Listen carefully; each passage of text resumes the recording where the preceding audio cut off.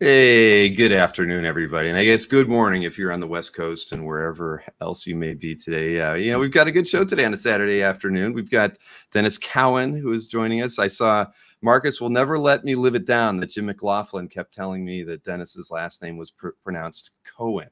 And we cleared that up before the first show that we had together. But I will never let McLaughlin live it down because he still says Cohen to this day. He says it to me on the phone, and I remind him it's Cowan. And he just kind of brushes it off. He then continues to say Cohen.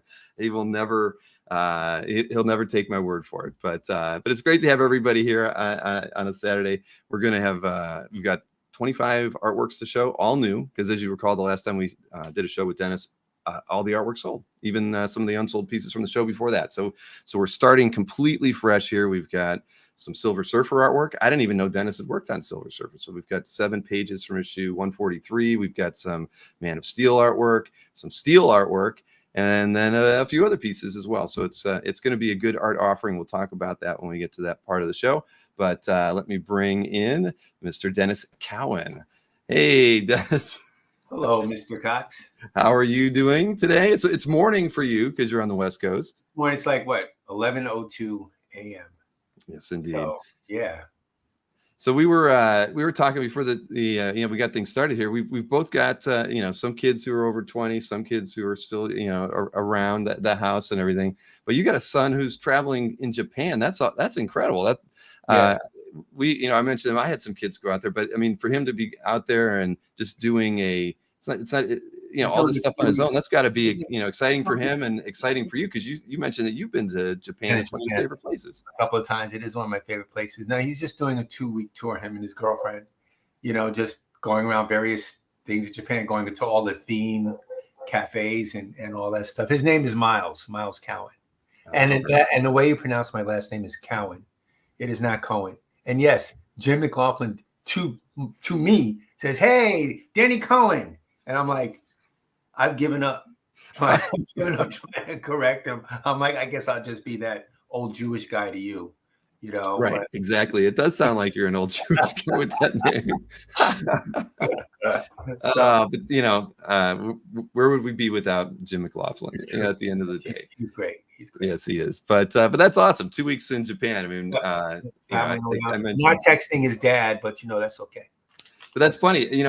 I don't know a lot about Japanese culture and all that, but my kids who had done a lot of research, they're all into those, the tea shops, the ramen shops, all and the ones that have the maid cafes and you name it. They had their whole trip planned out when they went in August. So all the places they wanted to go, and they had a great time. They really did. So he's having a great time. He says it's just tripping him out. So he's just like, this whole place is so opposite of anything he's ever known.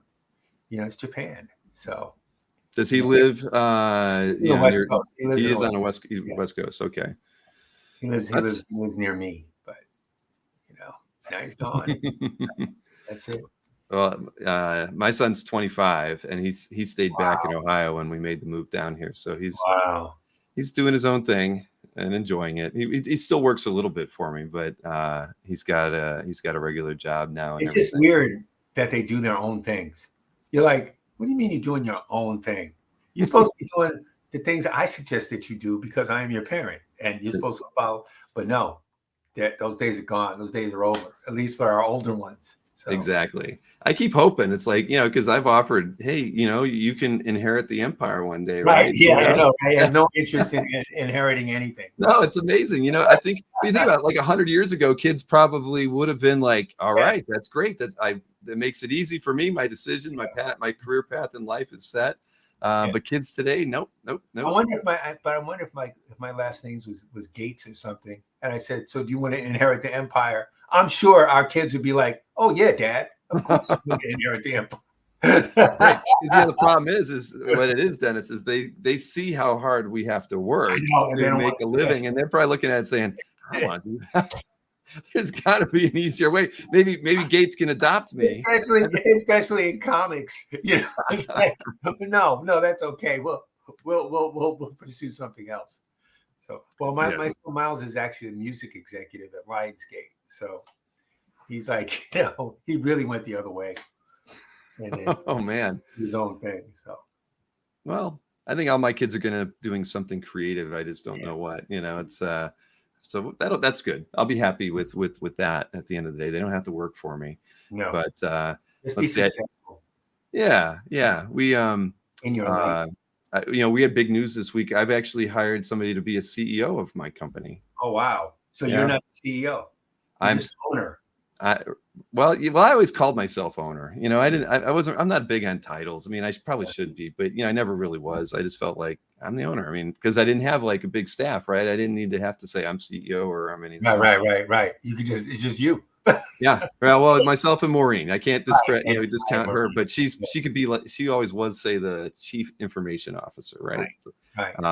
But yeah, so technically, I'm bringing in a CEO and a good friend of mine. I've known him for a long time, and it's just good because it'll take some of the work off of me so that I can be a little bit more selective and focused on the things I want to do and actually feel like I finish things 100%. Because today I feel like I'm like a 60-70% guy. I'm doing good work, maybe very good work every once in a while, but I'm not doing great work. Certainly not 100% of the time. And that's because you just can't when you're pulled in so many different directions. Yeah. So it's time to this to me was like me manning up and saying we need this so that we can always perform at like 100% level on anything we choose to tackle. A CEO of the company. And I'm going to be the chief creative officer. They forced me to have a title. I was like, I've never done this title thing before, but all right. CCO. Yeah. Which could be chief complaint officer as well. That's true. Yeah. Yeah. and it is. It's both. Don't worry. But yeah, I saw a question from Fisk for Life was asking if there was going to be any question artwork tonight or this afternoon, and there will not be any Fisk for Life. I am sorry to say. You never know what could happen. And we didn't. I'm kicking myself. Remember, I said, "Hey, we spent so much time talking about family. We didn't talk about anything else." But and let's not show anything. I don't know if you did anything. We're not showing anything. I'm just saying there might be some stuff to show a little later when you choose to unveil stuff. There might be something. All right. People have questions about the question. That's all I'm saying. Exactly. Well, it's the character I think everybody, at least, in part associates you with, as well as the Milestone characters. So it just makes sense that that's out there. But we've actually never offered any published artwork in the 3 shows before this. We've always there's been a few conventions. Conventions. There's a private collector who's bought a lot of the question art.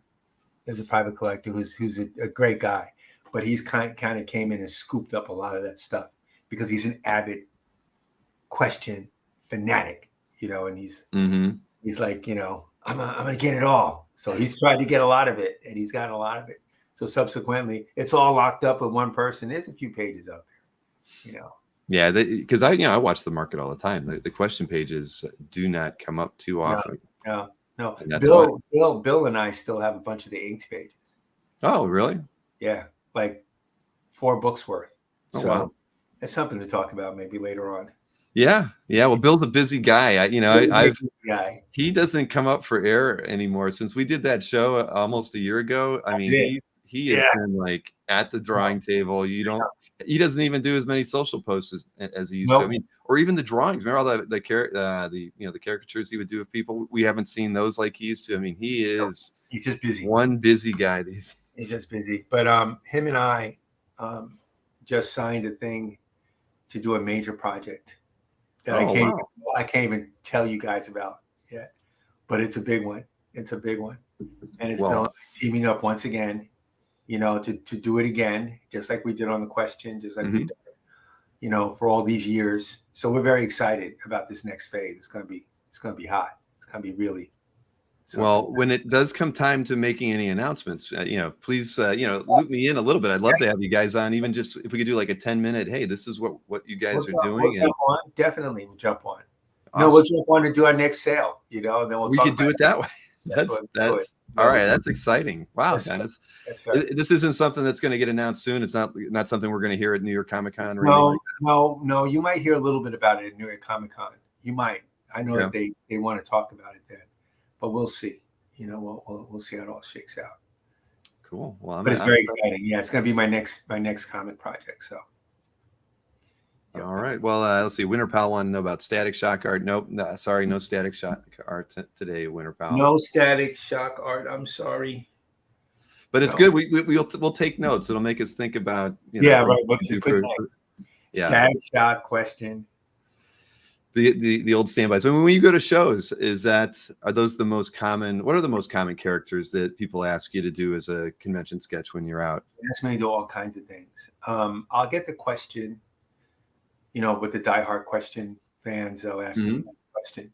So I'll get a bunch of that. Black Panther. I'll get a bunch of Black Panthers. I'll get Deathlock. Can you do me a Deathlock? Because I did Deathlock. A lot of the Milestone characters. So I'll get Static a lot. I'll get Hardware. I'll get Icon occasionally and Rocket. But mostly I'll get Static from the Milestone people. They want me to draw like a little Static for them. So that's how it breaks out. I mean, at cons I get asked a bunch of stuff.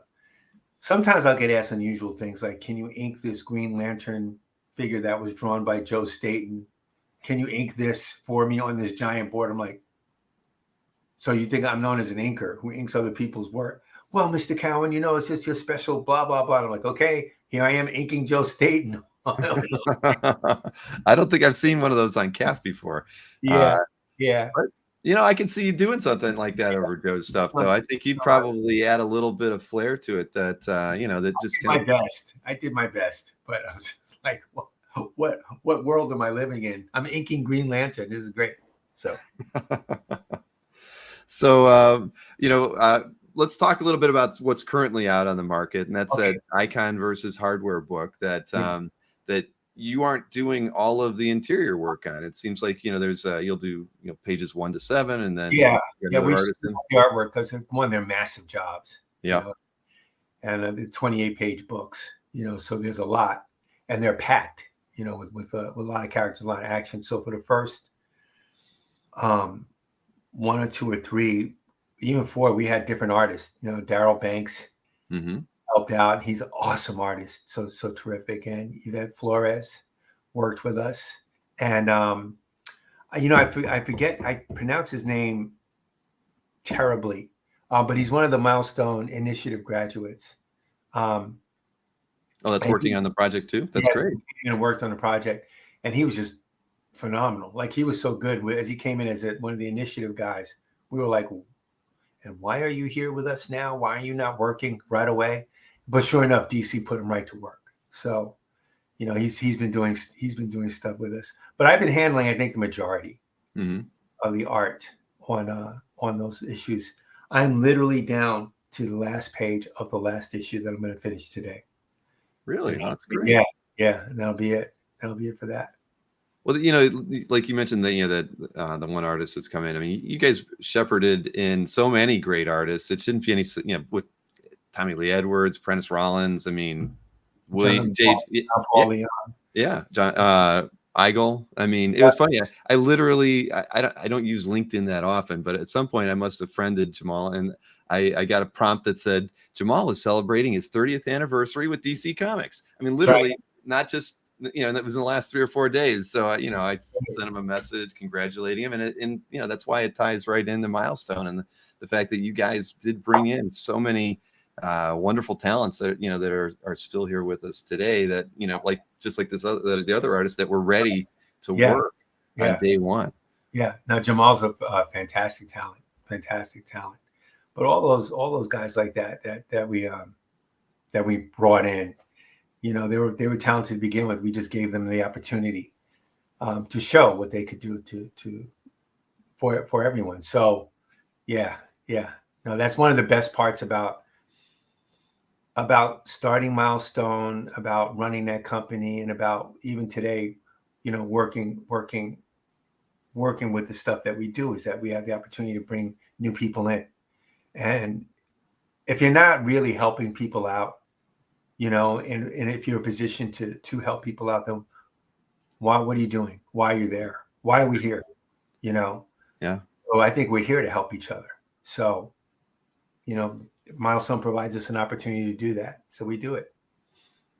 Yeah, no, I'm with you there. It's I kind of approach business the same way. It's like there's no point in doing something if you're not really thinking in a broader sense of things. It sounds so like bleeding heart, whatever, but I know, but it's the truth though. There was a post I read not 30 minutes ago. I think it was from Liam Sharp on Facebook, where he said, I've heard that some creators that are at his level, in the business, been in there a while, who don't want to share their contacts. We saw that too, and he goes, I don't understand it, because it doesn't. He's like, I could see that when it's somebody who's an unknown asking you about it, but when it's a peer, somebody at your own level, and you won't share something with them. One day you're going to be that guy needing work and looking for a lead to ink and they if you had to or whatever, and life doesn't make a whole lot of sense if you're not out there actively trying to and it's not always easy. It's not always easy helping people.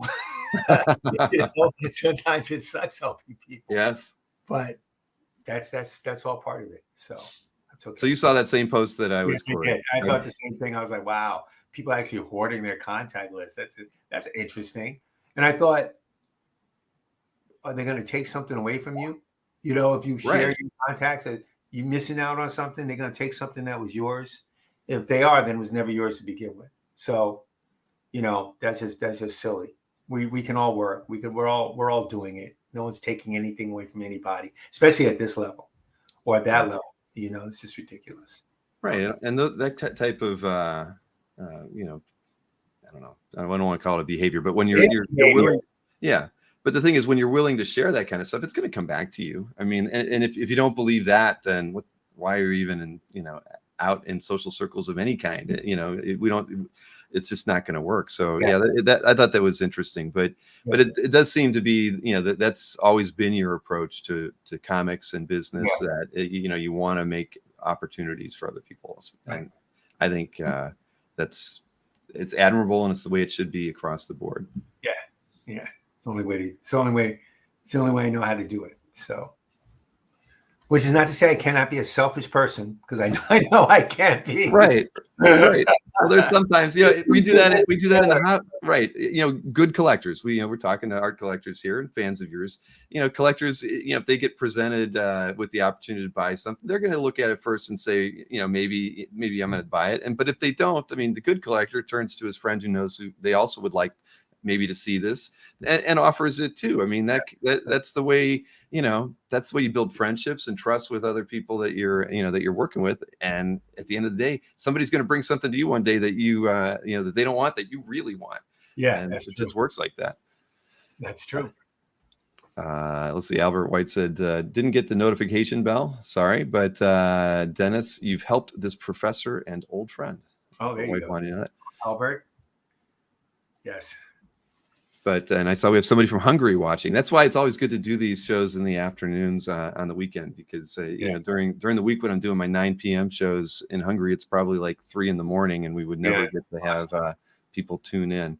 Yeah. But one thing, some of the artwork that we have today, and some of your recent artwork, was inked by John Floyd, and you posted this to your Instagram back in the beginning of August when you learned about John's passing. And he's somebody clearly you've collaborated with for so many years, and and I saw this picture, and it just blew my mind. I mean, how old is he in this? 13 years old. He's surrounded by art by Kirby, Barry Windsor Smith, John Romita Sr. I mean, all the comics around him, and he's got an ink pot in front of him, and he's doing at 13 years old with a brush. It's the best photo ever. It is. It's like a person like that is like, that was not my bedroom, but it could have been, like that was my dream. Just in the middle of the bed, surrounded by comic books. Look at all the posters. I had all the posters on the wall, just like him, but not like him. He really did it. John was a phenomenal artist, and a great collaborator with me. Great inker. Now, go ahead. I'm sorry. When you first started working with him, was it by chance, or was he somebody that you knew and that you had wanted to work with? It was my chance. I'm trying to think of what the first thing we did. The first thing we did together could have been the Silver Surfer from the 90s. Okay. 90s art today. Mm-hmm. So that could have been the first thing we did. And I wanted to work with him. And if you want to know why, I mean, I knew about John Floyd, and here's how I knew about John, because John was the only inker that Barry Windsor Smith let ink him, right? And all that Rune stuff, all that Barry Windsor Smith storyteller stuff, all that stuff. I don't remember seeing any of the inkers' names, but I remember seeing John Floyd, right? And I thought, well, Barry's one of my favorite artists, and John Floyd is good enough for Barry Windsor Smith. Oh my God, he's a phenomenal inker. So the first thing I did was, when I got a chance to seek out an inker, was ask for John Floyd, because I really wanted to get some of that feeling, that look. I love Barry Windsor Smith's art. So I'm like, if I can work with the guy who worked with Barry Windsor Smith, I'm good. And I was right. You know, he was a very phenomenal inker for me, and brought a lot to what we did. Brought a lot to the pencils. No matter what I gave him, what I got back was always a level above.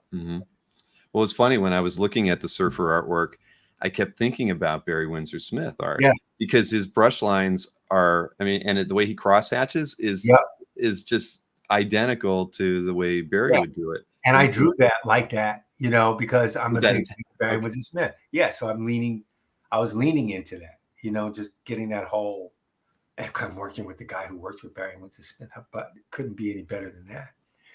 So that's where that job came from. And then from there, we enjoyed working together so much that we just kept it up, you know, through Batman stories and Voodoo Child that we did for Vertigo. You know, we did like 7 issues of that together. It was an intense time. And then came back when Milestone came back. You know, I called him up, and he agreed to come work with me again, and was very enthusiastic about it. And, you know, we got to do 3 issues. I was going to say, because he did some of the early Icon versus Hardware. Yeah, he was right in on it. And it was phenomenal to work with him again. You know, and you know, it's sad that he passed away. It's very sad. I mean, it was a little inside baseball, because he was a friend of mine. I kind of knew about it, you know, while it was happening. And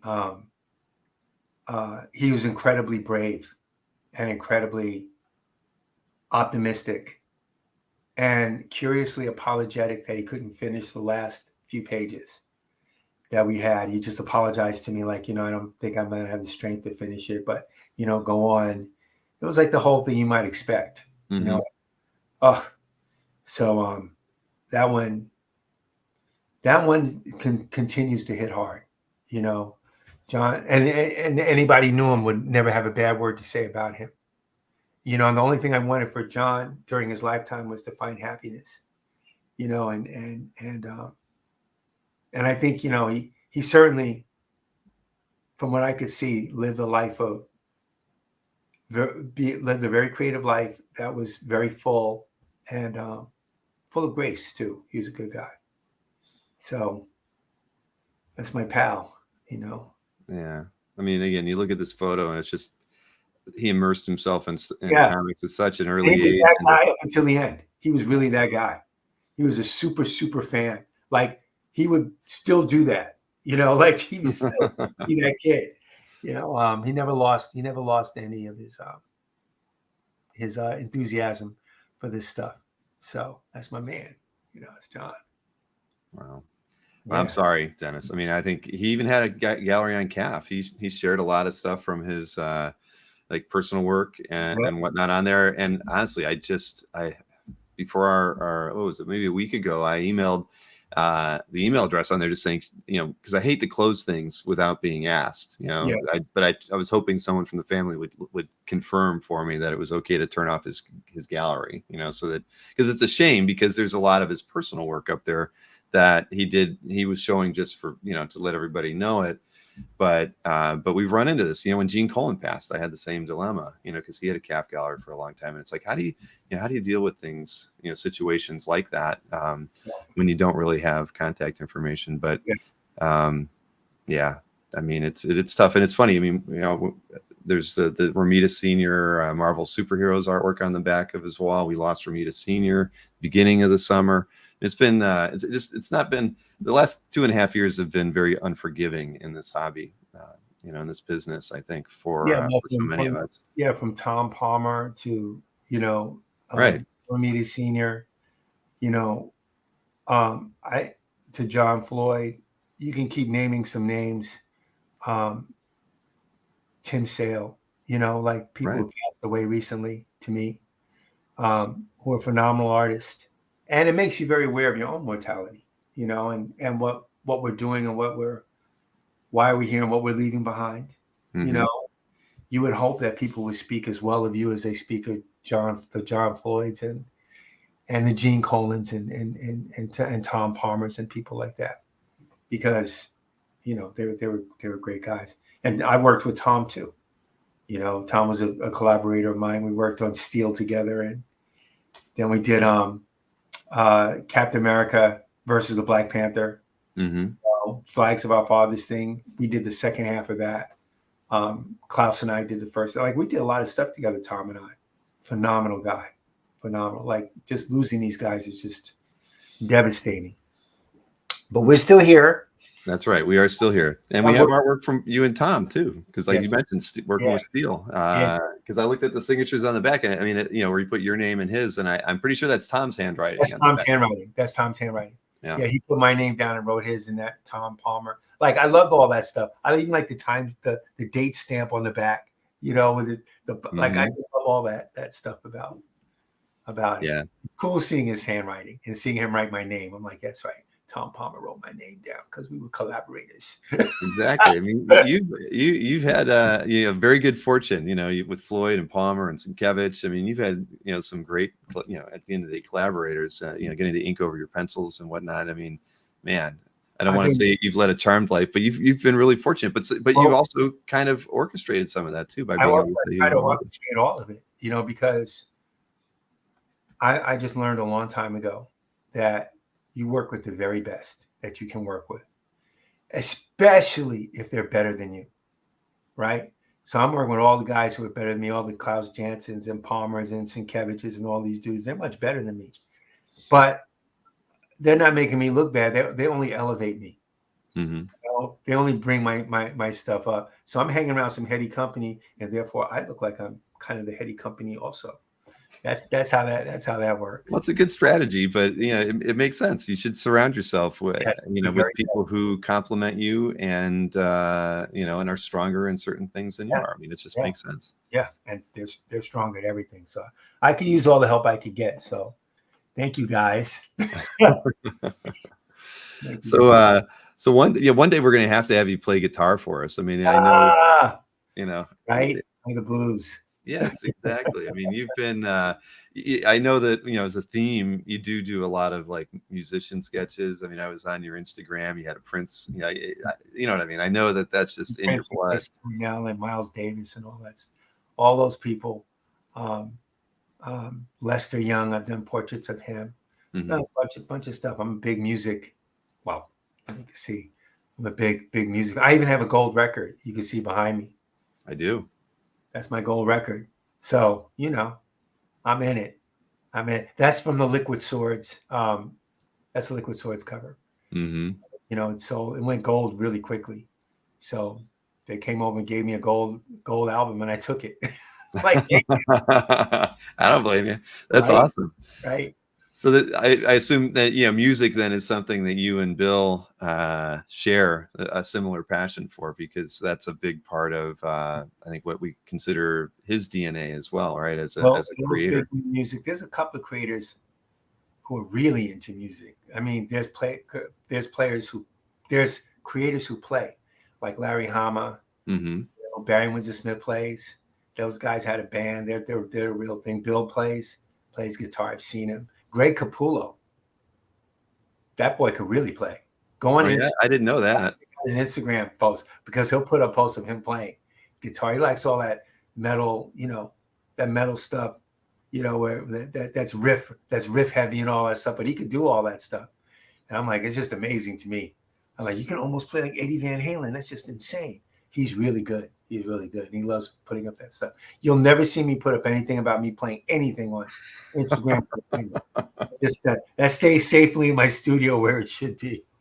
I want to know if there's any Barry Windsor Smith, Larry Hama, right videos out there, because I was not aware that they did anything. You could look up photos of them in the band playing together. If you look it up.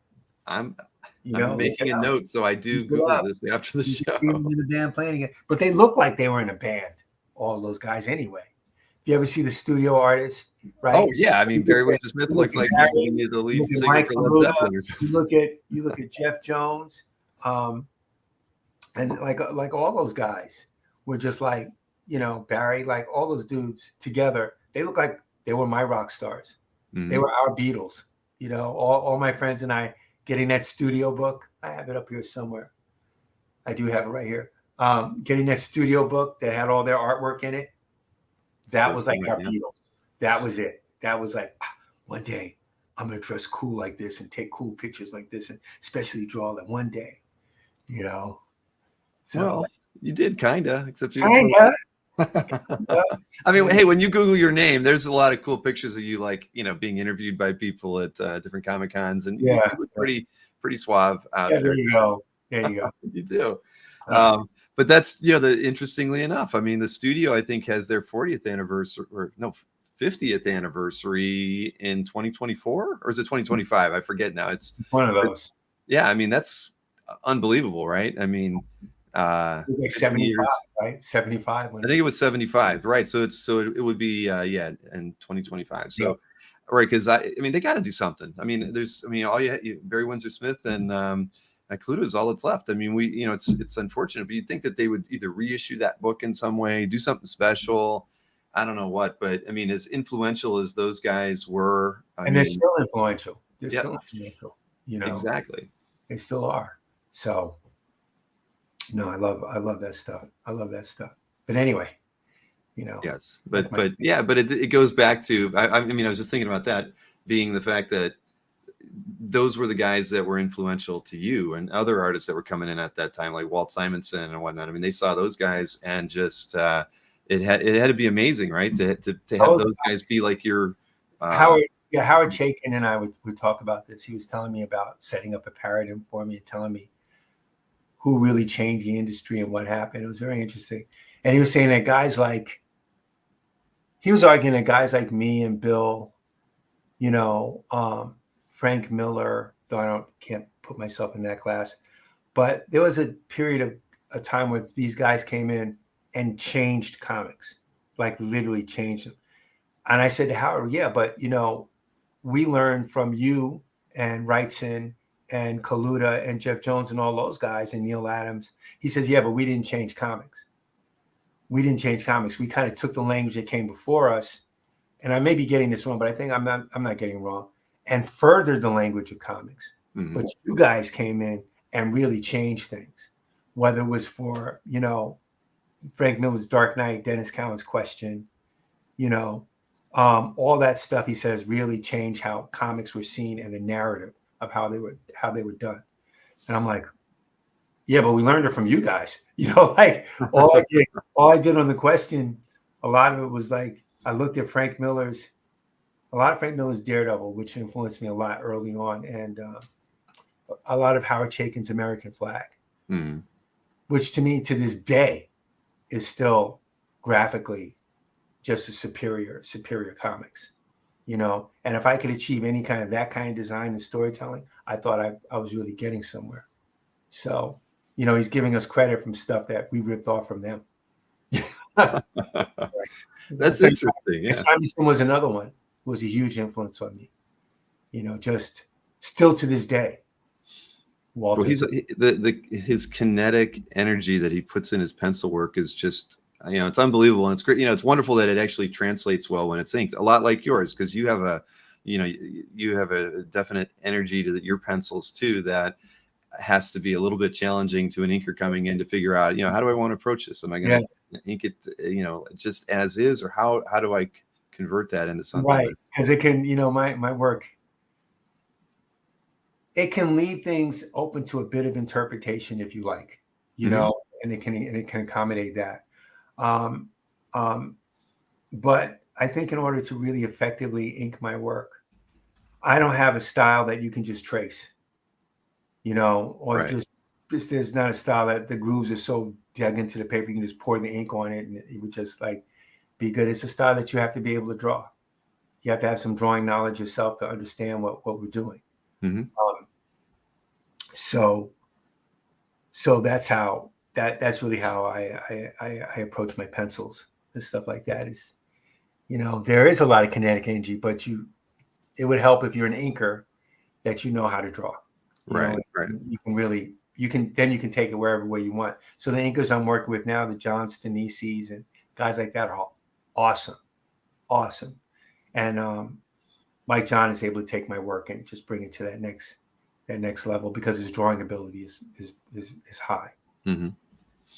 Yeah, I was looking at the we have that Michael Cray cover that we're going to show today, where it's pencil only. It was inked by Bill, and you take a look at the published piece, and you can see Bill took a lot of liberties, you know, because your pencil, you know, drawing is like filled edge to edge with detail. You know, then Bill has to come in and be like, all right, what's the most important things that I need to ink here to make it you know, a finished piece of art. And then I thought that was like a great compare and contrast. Of those two.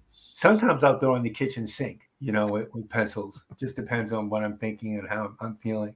Like the Cray cover, the half face thing. I just threw in the kitchen sink, and then Bill just went and just, oh, you think you just throwing in everything? Well, watch this. You know, there's a lot of that with Bill. You know, so that's good. You think you're doing something? Watch. I'm gonna show you. You know what we could really do. We did a piece. We collaborated on a Black Panther movie poster, and it was for the first movie, and it's a back shot of the Black Panther. I remember that. We had that. Yeah, definitely influenced by the back shot of Clint Eastwood in The Unforgiven. You know, that's where I copped that from. But I really put everything into it. I like, this is gonna be the dopest pose. I'm gonna pencil this like no other. Bill's not even ready for anything like this. Because what I'm gonna do now, I'm gonna show there's one Black Panther artist, and I'm a Black Panther artist. And when Bill gets this, he's gonna understand. He's gonna really have to reach for this. Ha! I said to the Bill. And what I got back was something so far beyond what I had given him. You know, like all this cross hatching and like the textures, and he literally put the armor on the Black Panther in ink, and I'm just like, okay, I understand now, Bill. I'm so sorry. Now I understand. But that's also the joy of working with people like that, you know. Exactly. No, I mean but see, you know, you're not trying to one up him. You're just trying to like show him that you got it still. I want to show him that I got it and give him something good to work. I'm trying to do that with all the people I work with. Give them something that means something. That's fun. That's real drawing. They can get into. You know, no BS. Just we're going for it. You know, and you know, it's kind of the way I was taught. So. That is very cool. You want to go back to that thing that you mentioned about Howard? I think that's kind of interesting, where he was talking about how your group, you know, the Miller and Sikevich, you know, was the one that made the change. Because I never thought about it like that. Because I always felt like the studio guys, you know, were really coming in with Wrightson and Smith and Jones included, coming in and kind of doing their own. But if you think about it, maybe Howard's kind of right, because you figure the big movement before that would have been the EC artists, and those artists really influenced what you know, what Barry was doing, and certainly what Wrightson was doing. And so there wasn't really, I mean, it was a huge change, but it was very similar. It was a smoother change there, and then really a dramatic shift when you get Miller and Sienkiewicz doing what they're doing in the late 70s and early 80s. That's it. I never thought of it like that. To me, that it was like I would have said that was its own period, but I can see why Howard would view it differently. Yeah, no, he pressed it squarely on us. He's like, no, you guys really, you know, you guys really shook things up with the way you were doing things, you know, and it's hard to hear something like that from Howard, you know, because I'm like, I don't know what I shook up, you know, personally, but I could see, you know, I can understand his point. they did different things, but it wasn't like it wasn't the same as what we were doing on a monthly basis too. We were doing it on a monthly basis. And when Howard was doing American Flag is while we were doing all that stuff. Right. So, he's influencing us, but we were already in, and doing it. So, it's in it, but you'd have to ask Howard more about that because he could really break it down. I think I've got him on a show in December. So I should be taking That's going to be a show. That's going to be a show. I will ask him about that because he was there. I mean, I never said that. Well, but you mentioned the paradigm, so I know that he must reference those things in some way because that's really what he's known for, and he's doing those Comic U things now with Wade. Great. No, Howard started speaking to me, and literally, and I've known Howard since I was 15. I've known him forever. And to this day, he'll start speaking to me. And at first, I'm listening to everything he's saying. And then after a while, I'm like, I can't believe Howard Chaykin is having a conversation with me. And then everything blanks out. I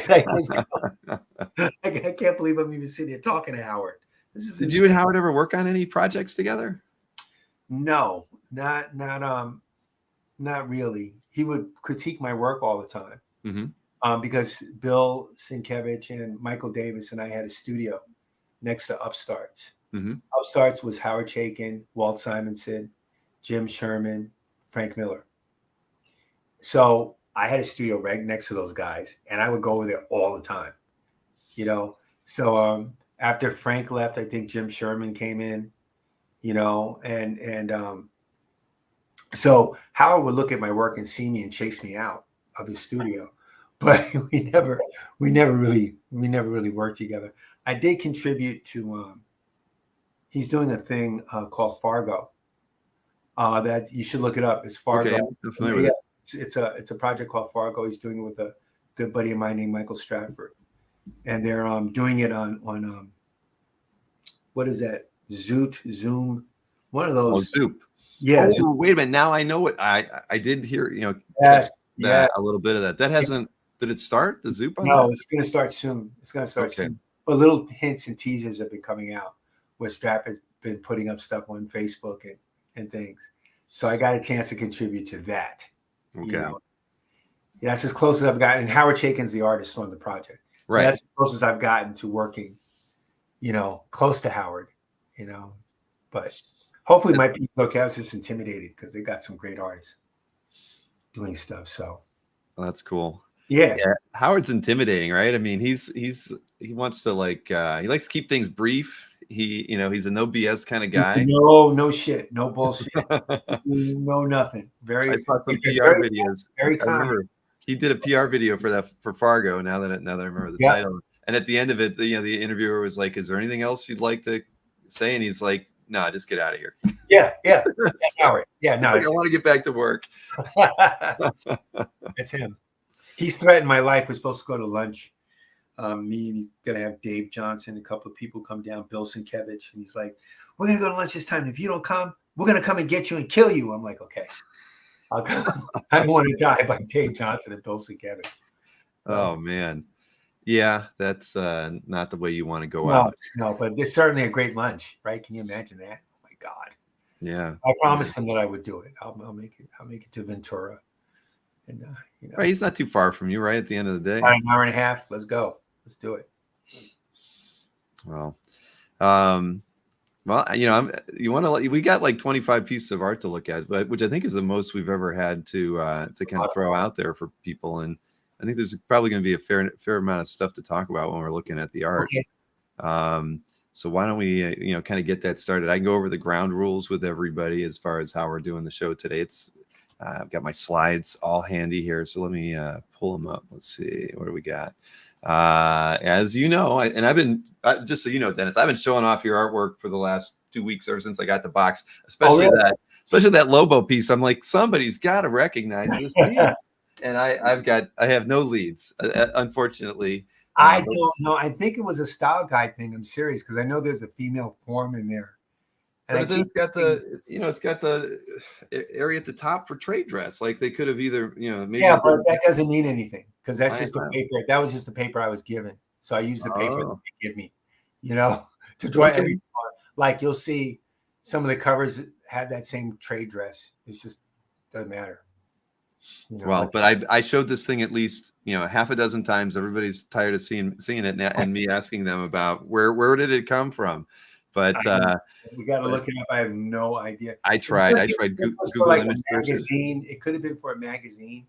Like I know DC was doing like some magazine type things. What is this? Yeah, but it's got the stamp on the back, so we know it was published in '96. There were, the thing was, in '96 there was a Lobo.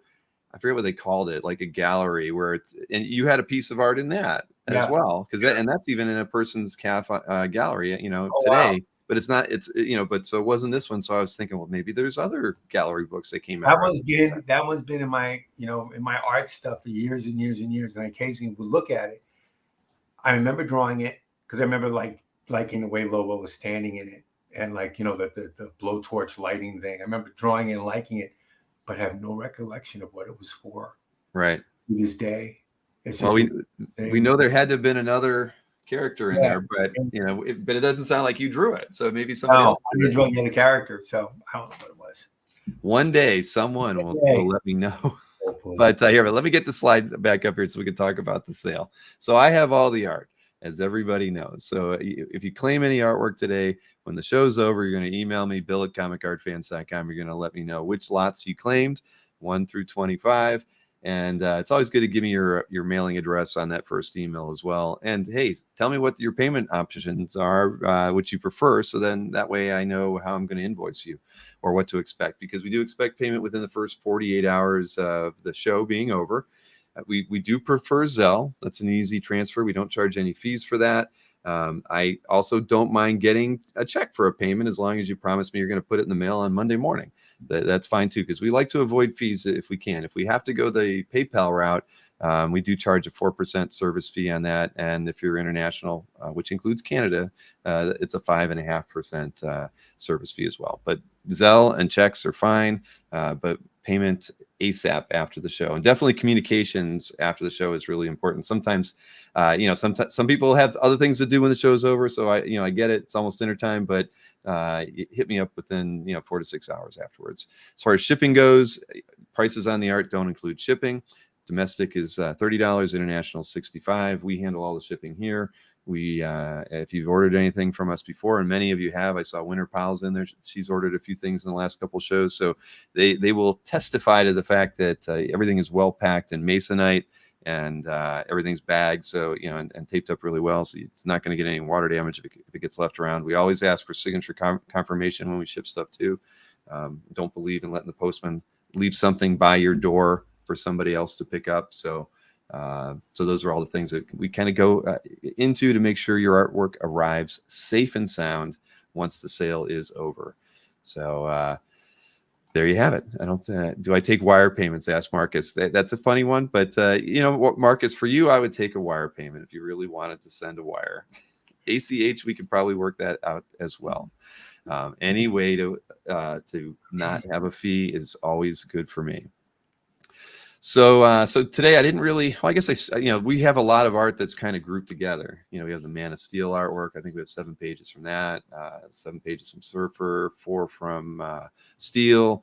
So I kind of, just kept them in their groups. So we're going to start off with some pencil only pieces. And I know we've shown these before from the Batman and Robin book. We've sold some of those.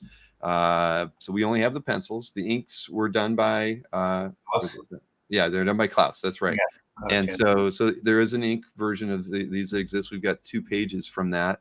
But let's see. Let's go ahead and pull up the first one here. So lot number 1.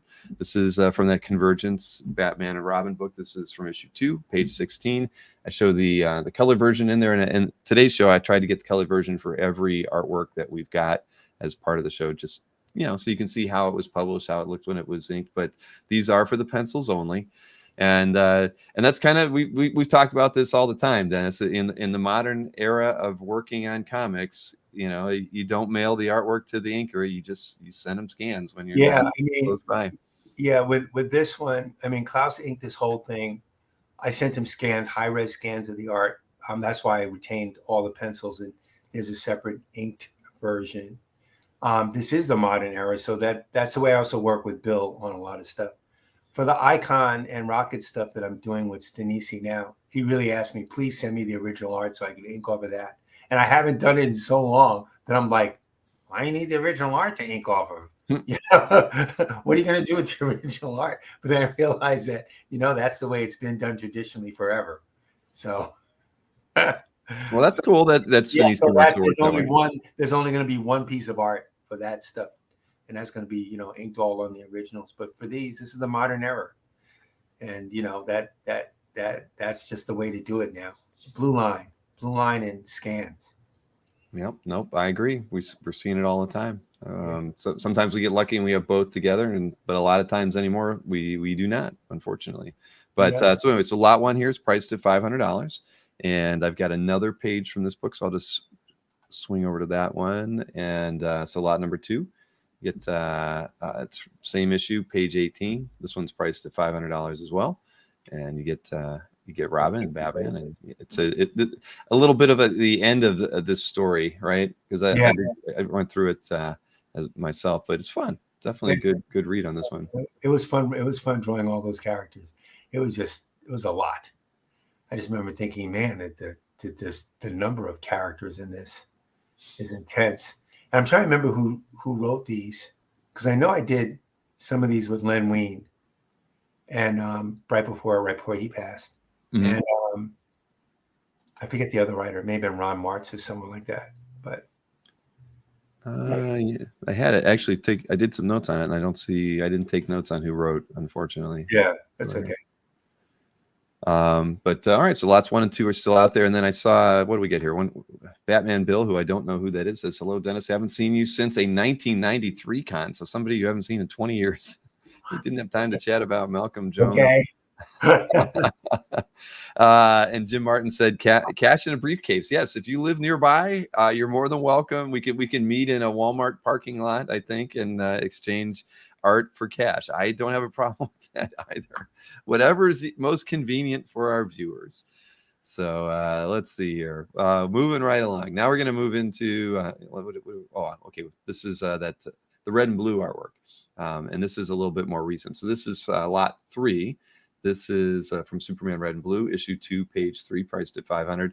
Now, on this one, how did this project come about for you?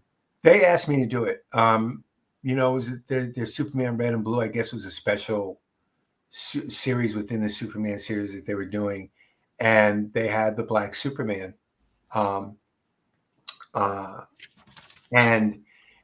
they asked me would I be interested in doing the Black Superman. I said sure, and then they told me, but he's with a dog. I'm like, a what?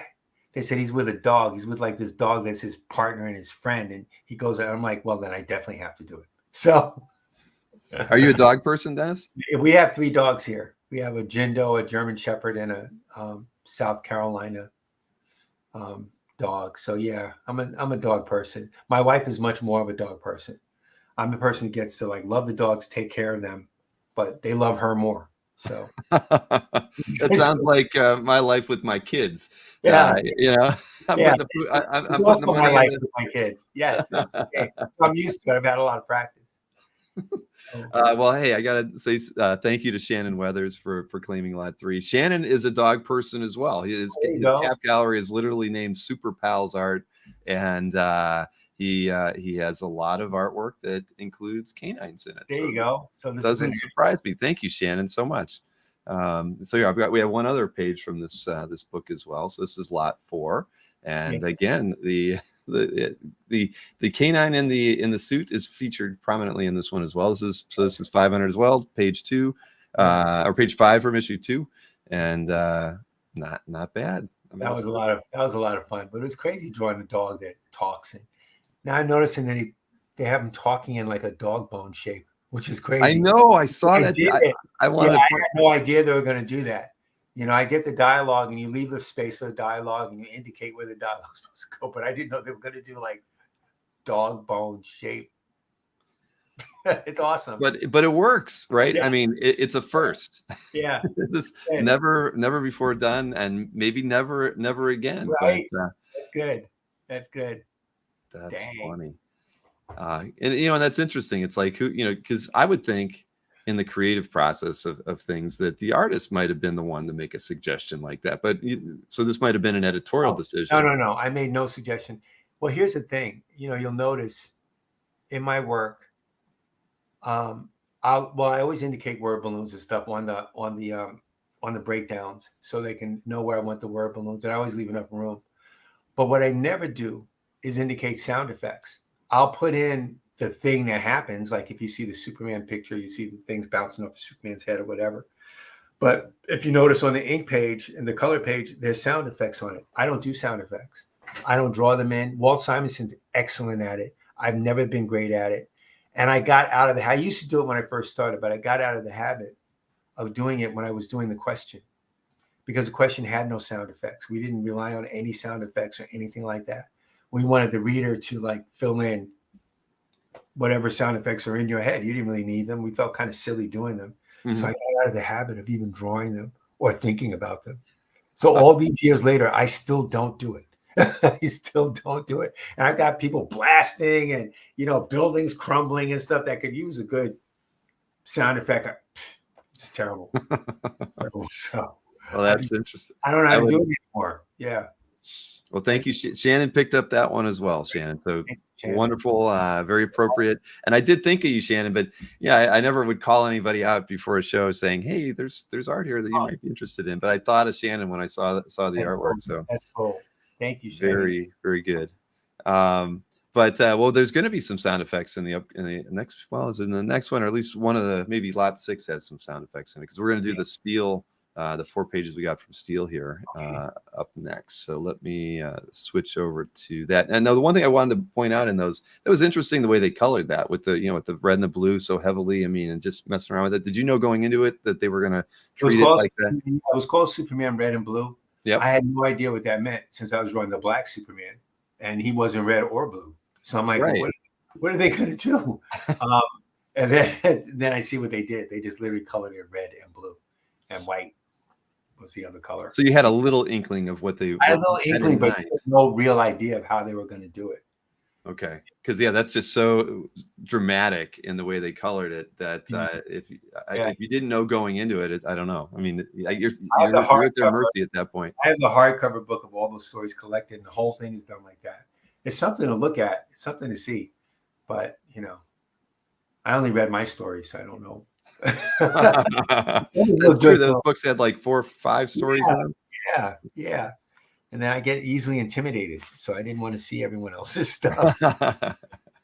Hey, and Southern Comic Geek mentioned that Ron Mars was the writer on Batman and Robin. Yep. So I thought that was right.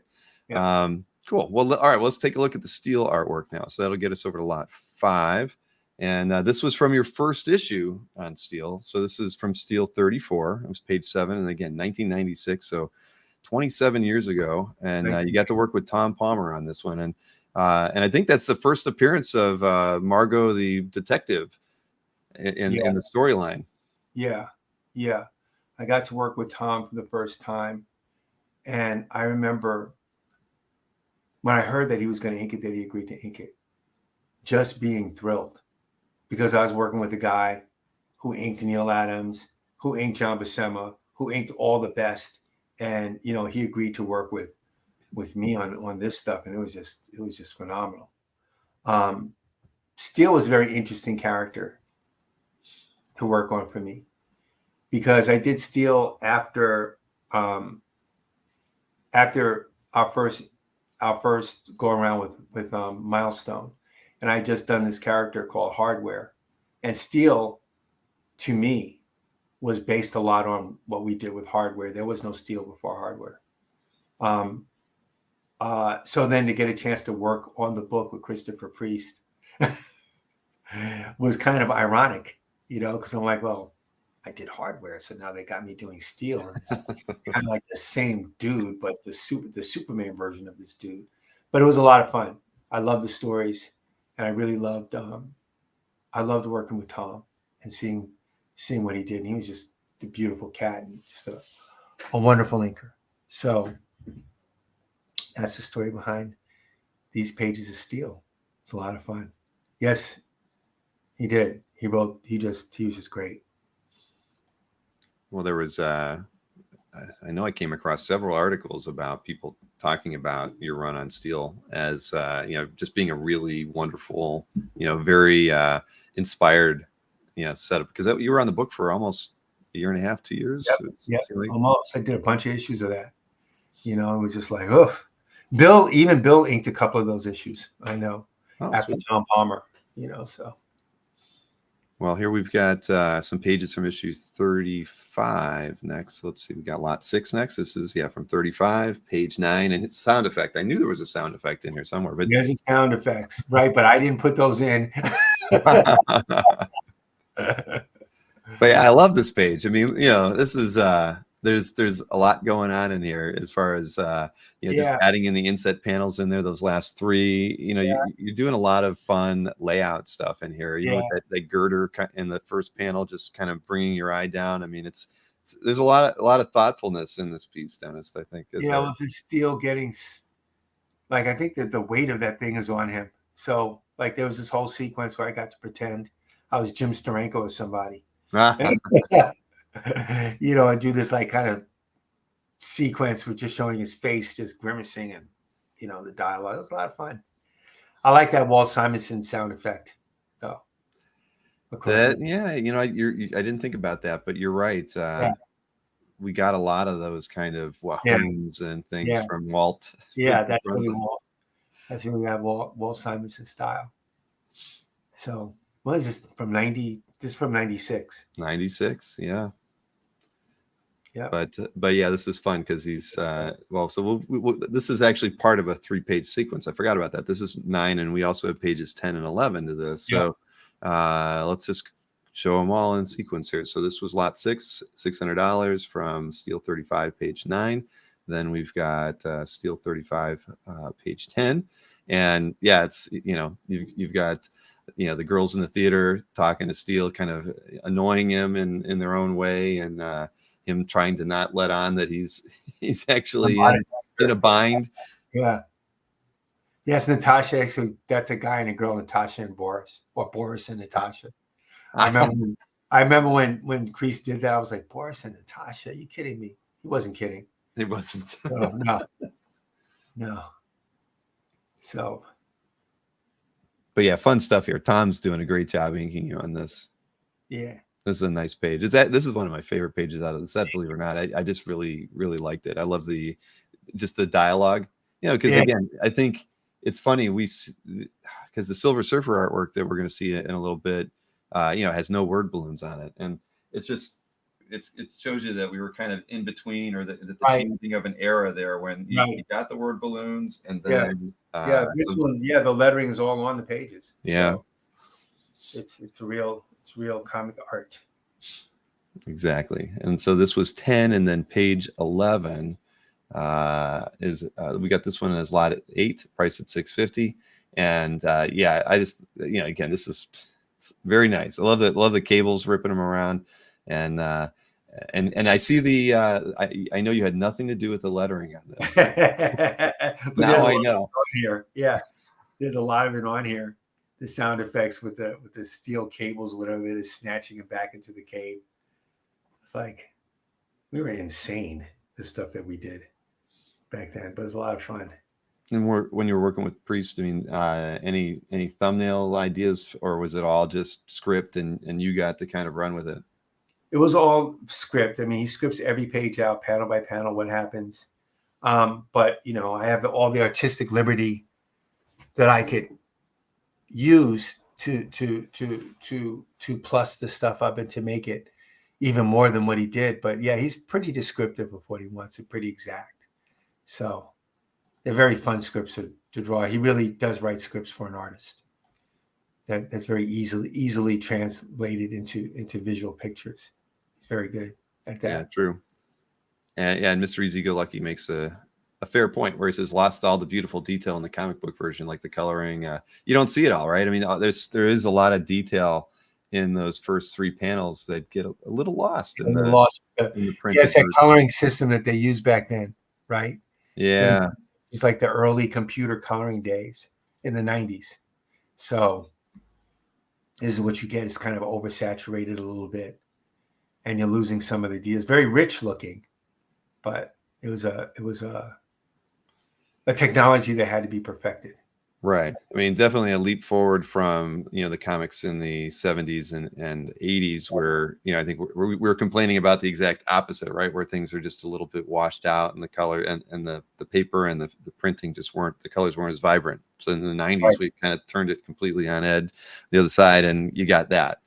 But yes, there's nothing like seeing the original artwork from those.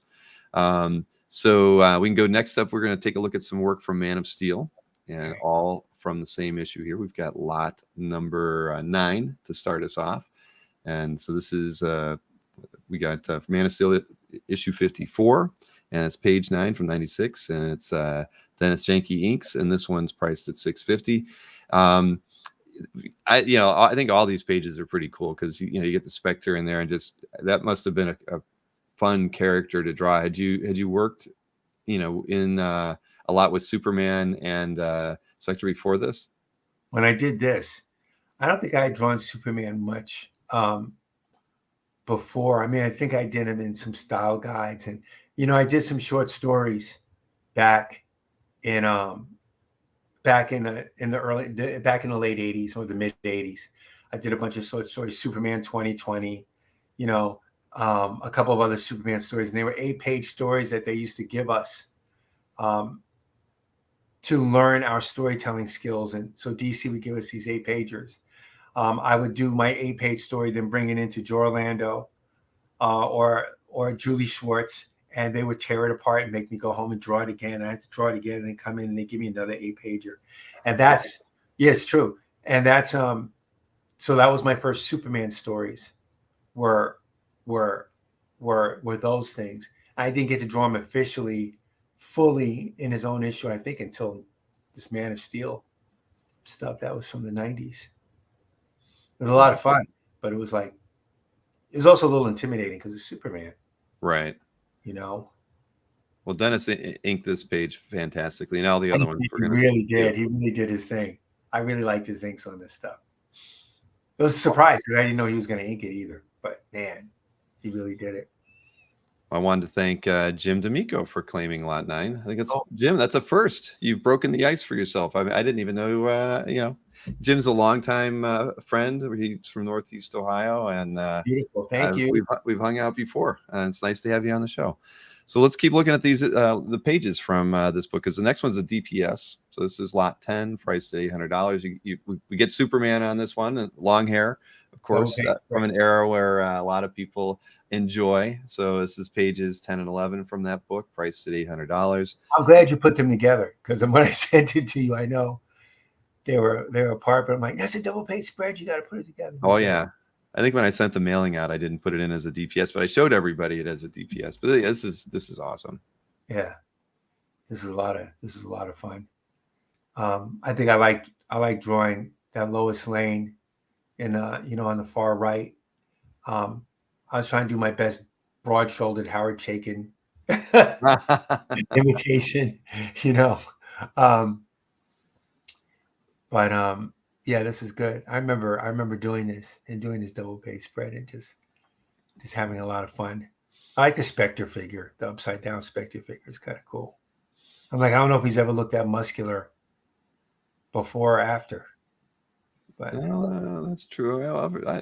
I don't mind it that way, though. I mean, you're right, though. Do people kind of have a different takes on? I'm sure. Yeah. But no, this is good, and you get the Daily Planet in a lot of these pages too, since they were battling in front of it. But so lot 10 still out there. We'll go ahead and take a look at lot 11 next. This one's priced at $500. This is from same book, page 14, and a little different, but you get Alpha Centurion on this and some talking heads. You get Superman on TV in this one, and other than that, it's a very nice page. And again, it's funny now. Every time I see any kind of sound effect, I'm Yeah, you're gonna start thinking. Denys Yeah, had nothing to do with yeah, this. nothing to do with the sound effects. They put those in. He just left them room to do their thing.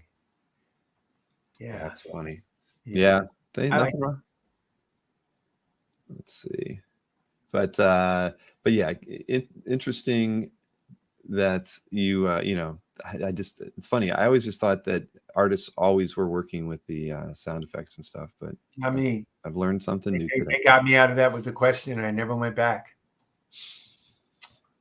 All right, well, that's lot 11 still out there, $500. Take a look at lot 12. Lots of action on this one. So this one's priced at $650 from same issue, page 16. You get Superman being a bit, you know, in the action a bit here, and you get him in the first and last panels there. Spectre choking out the villain, if you want to call him a villain in this one, but lots, yeah, a very nicely laid out page as well. Thank you. And it's funny, I can see it. You know, those are, you mentioned the Simonson sound effect on that steel page. You can kind of see like the way he would draw fire there. I mean, you guys have kind of a similar flair. That's back that kinetic feel. You know, if you're working. Yeah, no, I mean Simonson, Kirby, Simonson. Like I said, Barry Windsor Smith. Yeah, big influences on me. Big influences on me. Kirby, in terms of power and just even emotional content with the work, was very big on me. So every time I'm drawing an action scene, whatever, you know, I'm thinking about those guys, and I'm thinking about how would they approach it. Walter Simonson is very Kirby influenced. So if you're looking at his stuff and you're being influenced by his stuff, you're also being influenced by Kirby. You know, so that I've never thought about it like that, Denys, but that's so right. Yeah, you're just getting it. You're just getting it, you know, through Walter. But it's the same kind of thing. To me, he's the one who's come closest to Kirby. Not counting, you know, the Keith Giffens or people who can draw in that Kirby style. Walt really captured the essence of what Kirby was about with his New Gods, with his Fantastic Four, with his Thors. To me, he's the only really worthy successor to that. That kind of stuff. That's high praise. It is. Walt is blushing wherever he's at. All right. Well, this one's still out there too. We'll take a look at lot 13 next. This is page 17. And, you know, again, lots of great action on this one, and price at $650. It's lot 13. But again, now this, you know, was the turn off everything. That looks like that was drawn on there. So but that wouldn't have been you either, huh?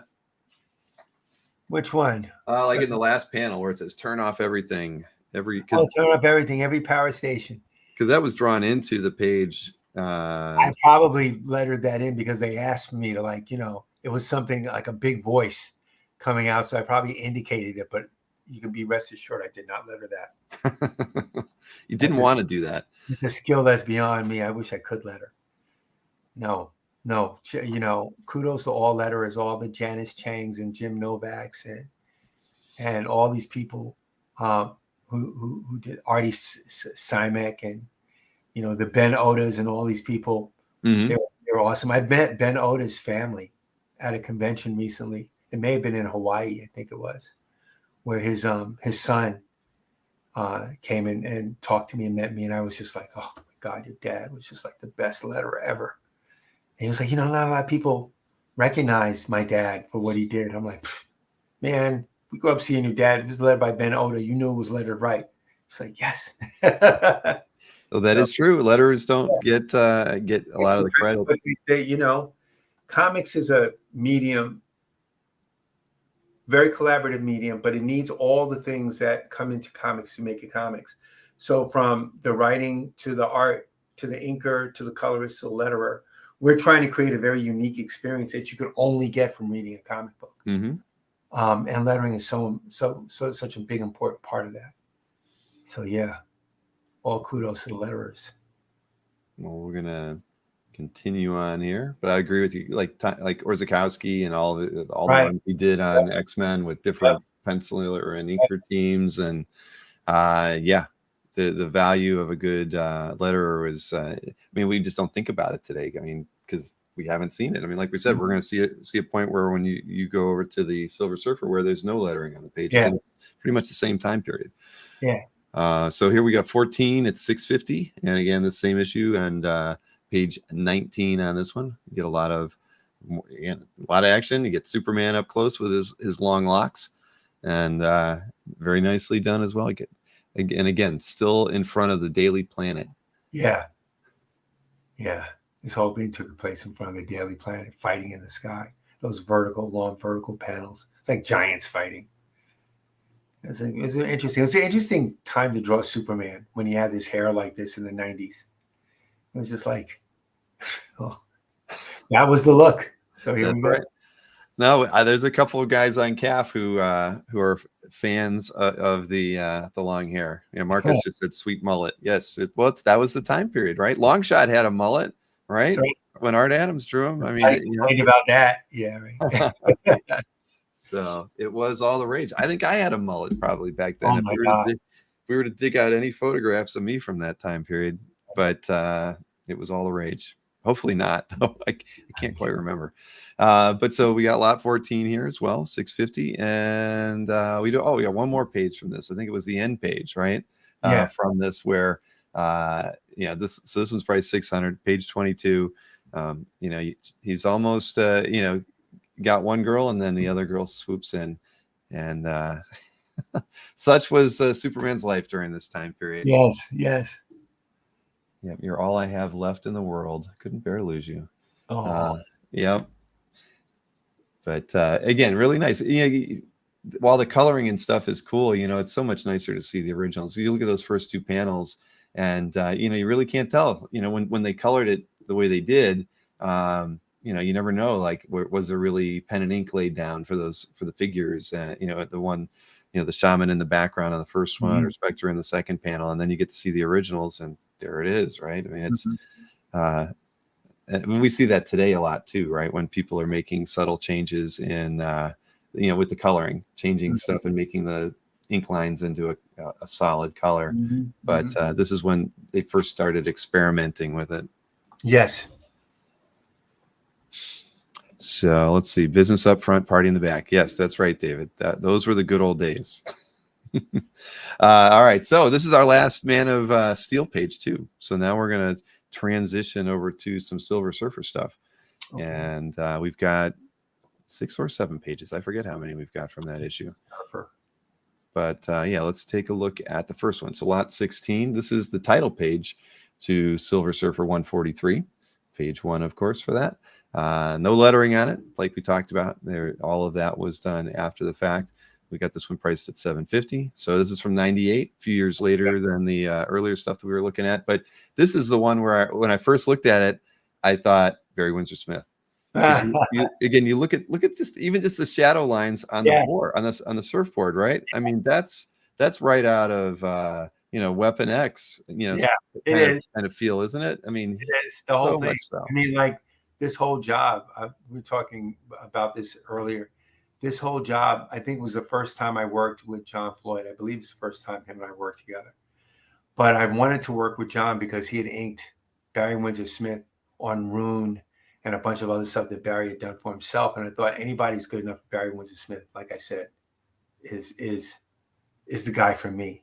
So when I got a chance to draw the Silver Surfer, I wanted to draw it in a style like that because I loved what John Floyd did. And I was, I'm a Barry Windsor Smith freak anyway. So it was my one chance to do an homage to my art hero, with this stuff. So that's what happened. Well, it definitely came together really nicely. And so this is the beginning of a long collaborative relationship. Yeah, it was. My late friend. All right, so this is lot 16. I agree, Wes. It is a very nice piece. So let's keep looking at these. So lot 17 is next, same issue. This is page 3. You get Surfer in action on this one and a lot of the panels. So this one's priced at $650. 1998. Just fun. And again, throughout this, it's like you see Floyd's, his ink work. And and now that you mentioned his other work he's done with Barry, I see it now. It's cool.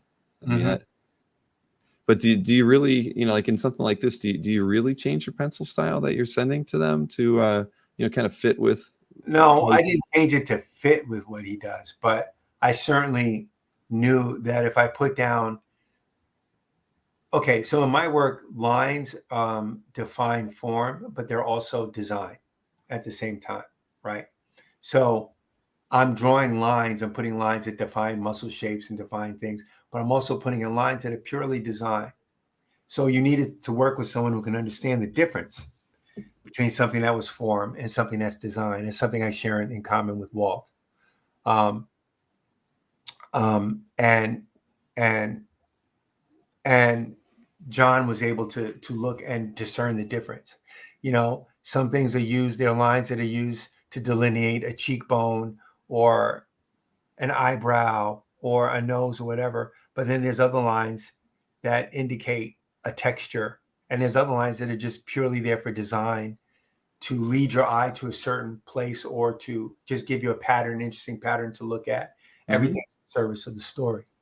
So John was able to like know the difference between what the lines meant and what to do with them. Some inkers inked everything the same, you know, whether it's a line in the face to delineate form, or whether it's a design element, they'll ink it exactly the same, and it just ends up looking kind of bland.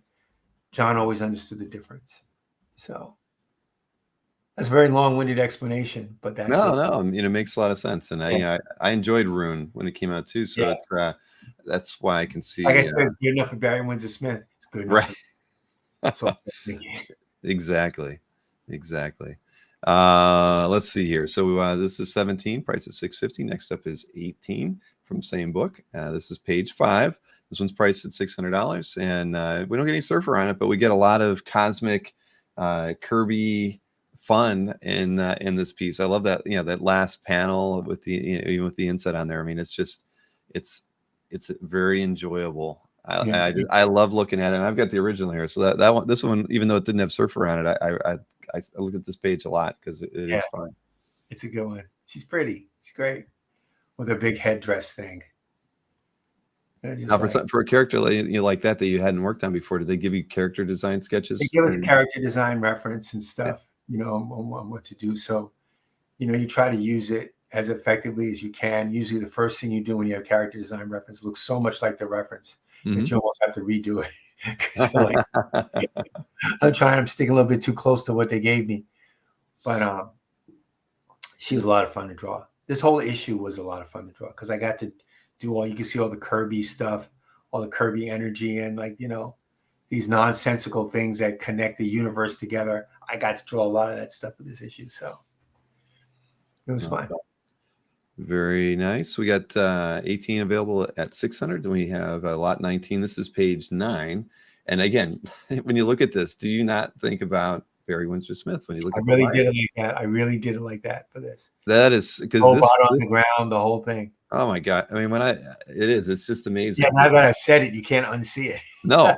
And that's why, you know, I was sitting here in silence, you know, looking at your artwork, and I never mentioned it to anybody when I was showing it either, but I kept looking at it thinking, was this intentional? Because it's just, again, you look at, let's see, it's in that, just in the way he's handled the shading around the, like, say, the visor of the robot, right? I mean, that's so, I mean, it's exactly what you'd expect to see on a Weapon X page. You know, but this looks like you, though. I mean, you see your pencils in this at the end of the day, but yeah, this is cool. I mean, it's a very, again, unique time period to have somebody like Floyd getting to work on your stuff. This is beautiful. Yes. And you got to draw a pretty girl too. Yes, she's very pretty. She's great. All right, so this one's 19 at 650, and page 9 from that book. And then this one, this kind of, to me, is the standout page from the book, page 11. Just a really great image of the surfer. And again, just lots of fun stuff going on in it. I love the design elements that, you know, I don't know what the radial lines are for, what he's looking down in, because I didn't get a chance to read this issue before we started. But I just thought this thing was wonderful. Thank you so much. I couldn't tell you what he was looking down in. I remember the story. I remember the story a little bit because J.M. DeMatteis wrote it, and he's a great writer. But this is one of those things where I was so into the art and so into just trying to tell this story effectively. I really worked on this thing. And I love drawing the Silver Surfer. That was just a lot of fun. That was just a lot of fun. But again, you got all the great Silver Surfer artists from Kirby to John Buscema, all these guys. And I was just like, I just have to hang, just be able to hang. So. Well, my good friend Mickey he's got a good eye for very good art as well. And, again, this page is just great. I love, you could say like that third panel, how it wraps around to the other panels beneath it. I mean, it's just a great composition. And again, you get to look at, the original where like that green crackle energy, the way it was colored, it's cool. But the original art is just, just so much. Yeah, these are some nice pages. These were nice pages. And when I was taking them out to give them to you, like they're all in really good condition, all these pages, because I get them and I just put them away. And I don't really, I don't look at a lot of my artwork. I don't look at a lot of my old artwork until I have to send it to you. And then I have to look at all of it. It's been in a flat file for 25 years. Yeah, pretty much. It really has been. It's just been in a flat file.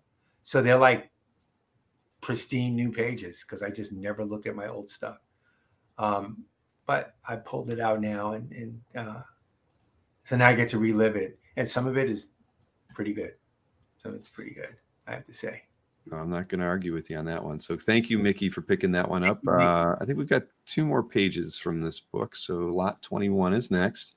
This one's priced at $6.50, and it's page 14 from the book. So, again, if those first 2 panels are like pure Kirby, yes, they are. Ship design, right? I mean, yeah. And I believe that the reference I was given, it looks like that because that's the reference I was given. It was definitely like, some kind of Kirby kind of ship. I forget the reference I was given for her, but I'm pretty sure I did not make up that costume. That's like, that was an existing character. Mm-hmm. It was just fun to draw. I remember this. I remember these pages. They were good. Oh, no, I love it. And David says, "Can I coin the term energy Simonson crackle?" You can do anything you like, David. That's right. In the chat. So let's see. We got one more page here. This is lot 22. One more page from Silver Surfer, I should say, 143. So this is page 14 or 17. I'm sorry, I got the wrong one on there, but it is page 17 from that book. And I think this is the one where the robot actually at least expires. Yeah, so, yeah, he doesn't make it. No, did not. But probably good because know what she's crying about. But yeah, again, it's just gotta love the originals over the colored piece, but still nice to see both. But again, this is nice, and Floyd's inks, are really just so complimentary of your pencils on this. We're not going to see the likes of these again ever. No, not at all. And this was a good issue too. I thumbed through it. I didn't read it, but there was a lot of interesting stuff going on in this issue. So this is the last one we have from Silver Surfer, lot 22, priced at $6.50. And now we're going to move on to, I've got, what do I got? I got three pieces here remaining. And the first one's going to be that Lobo piece. So we might as well just go ahead and show it. We don't know where it was published. We know it was published. It was published in '96, but we don't know what it's for. But we're pricing it at $1,000 because it's such a great piece of art.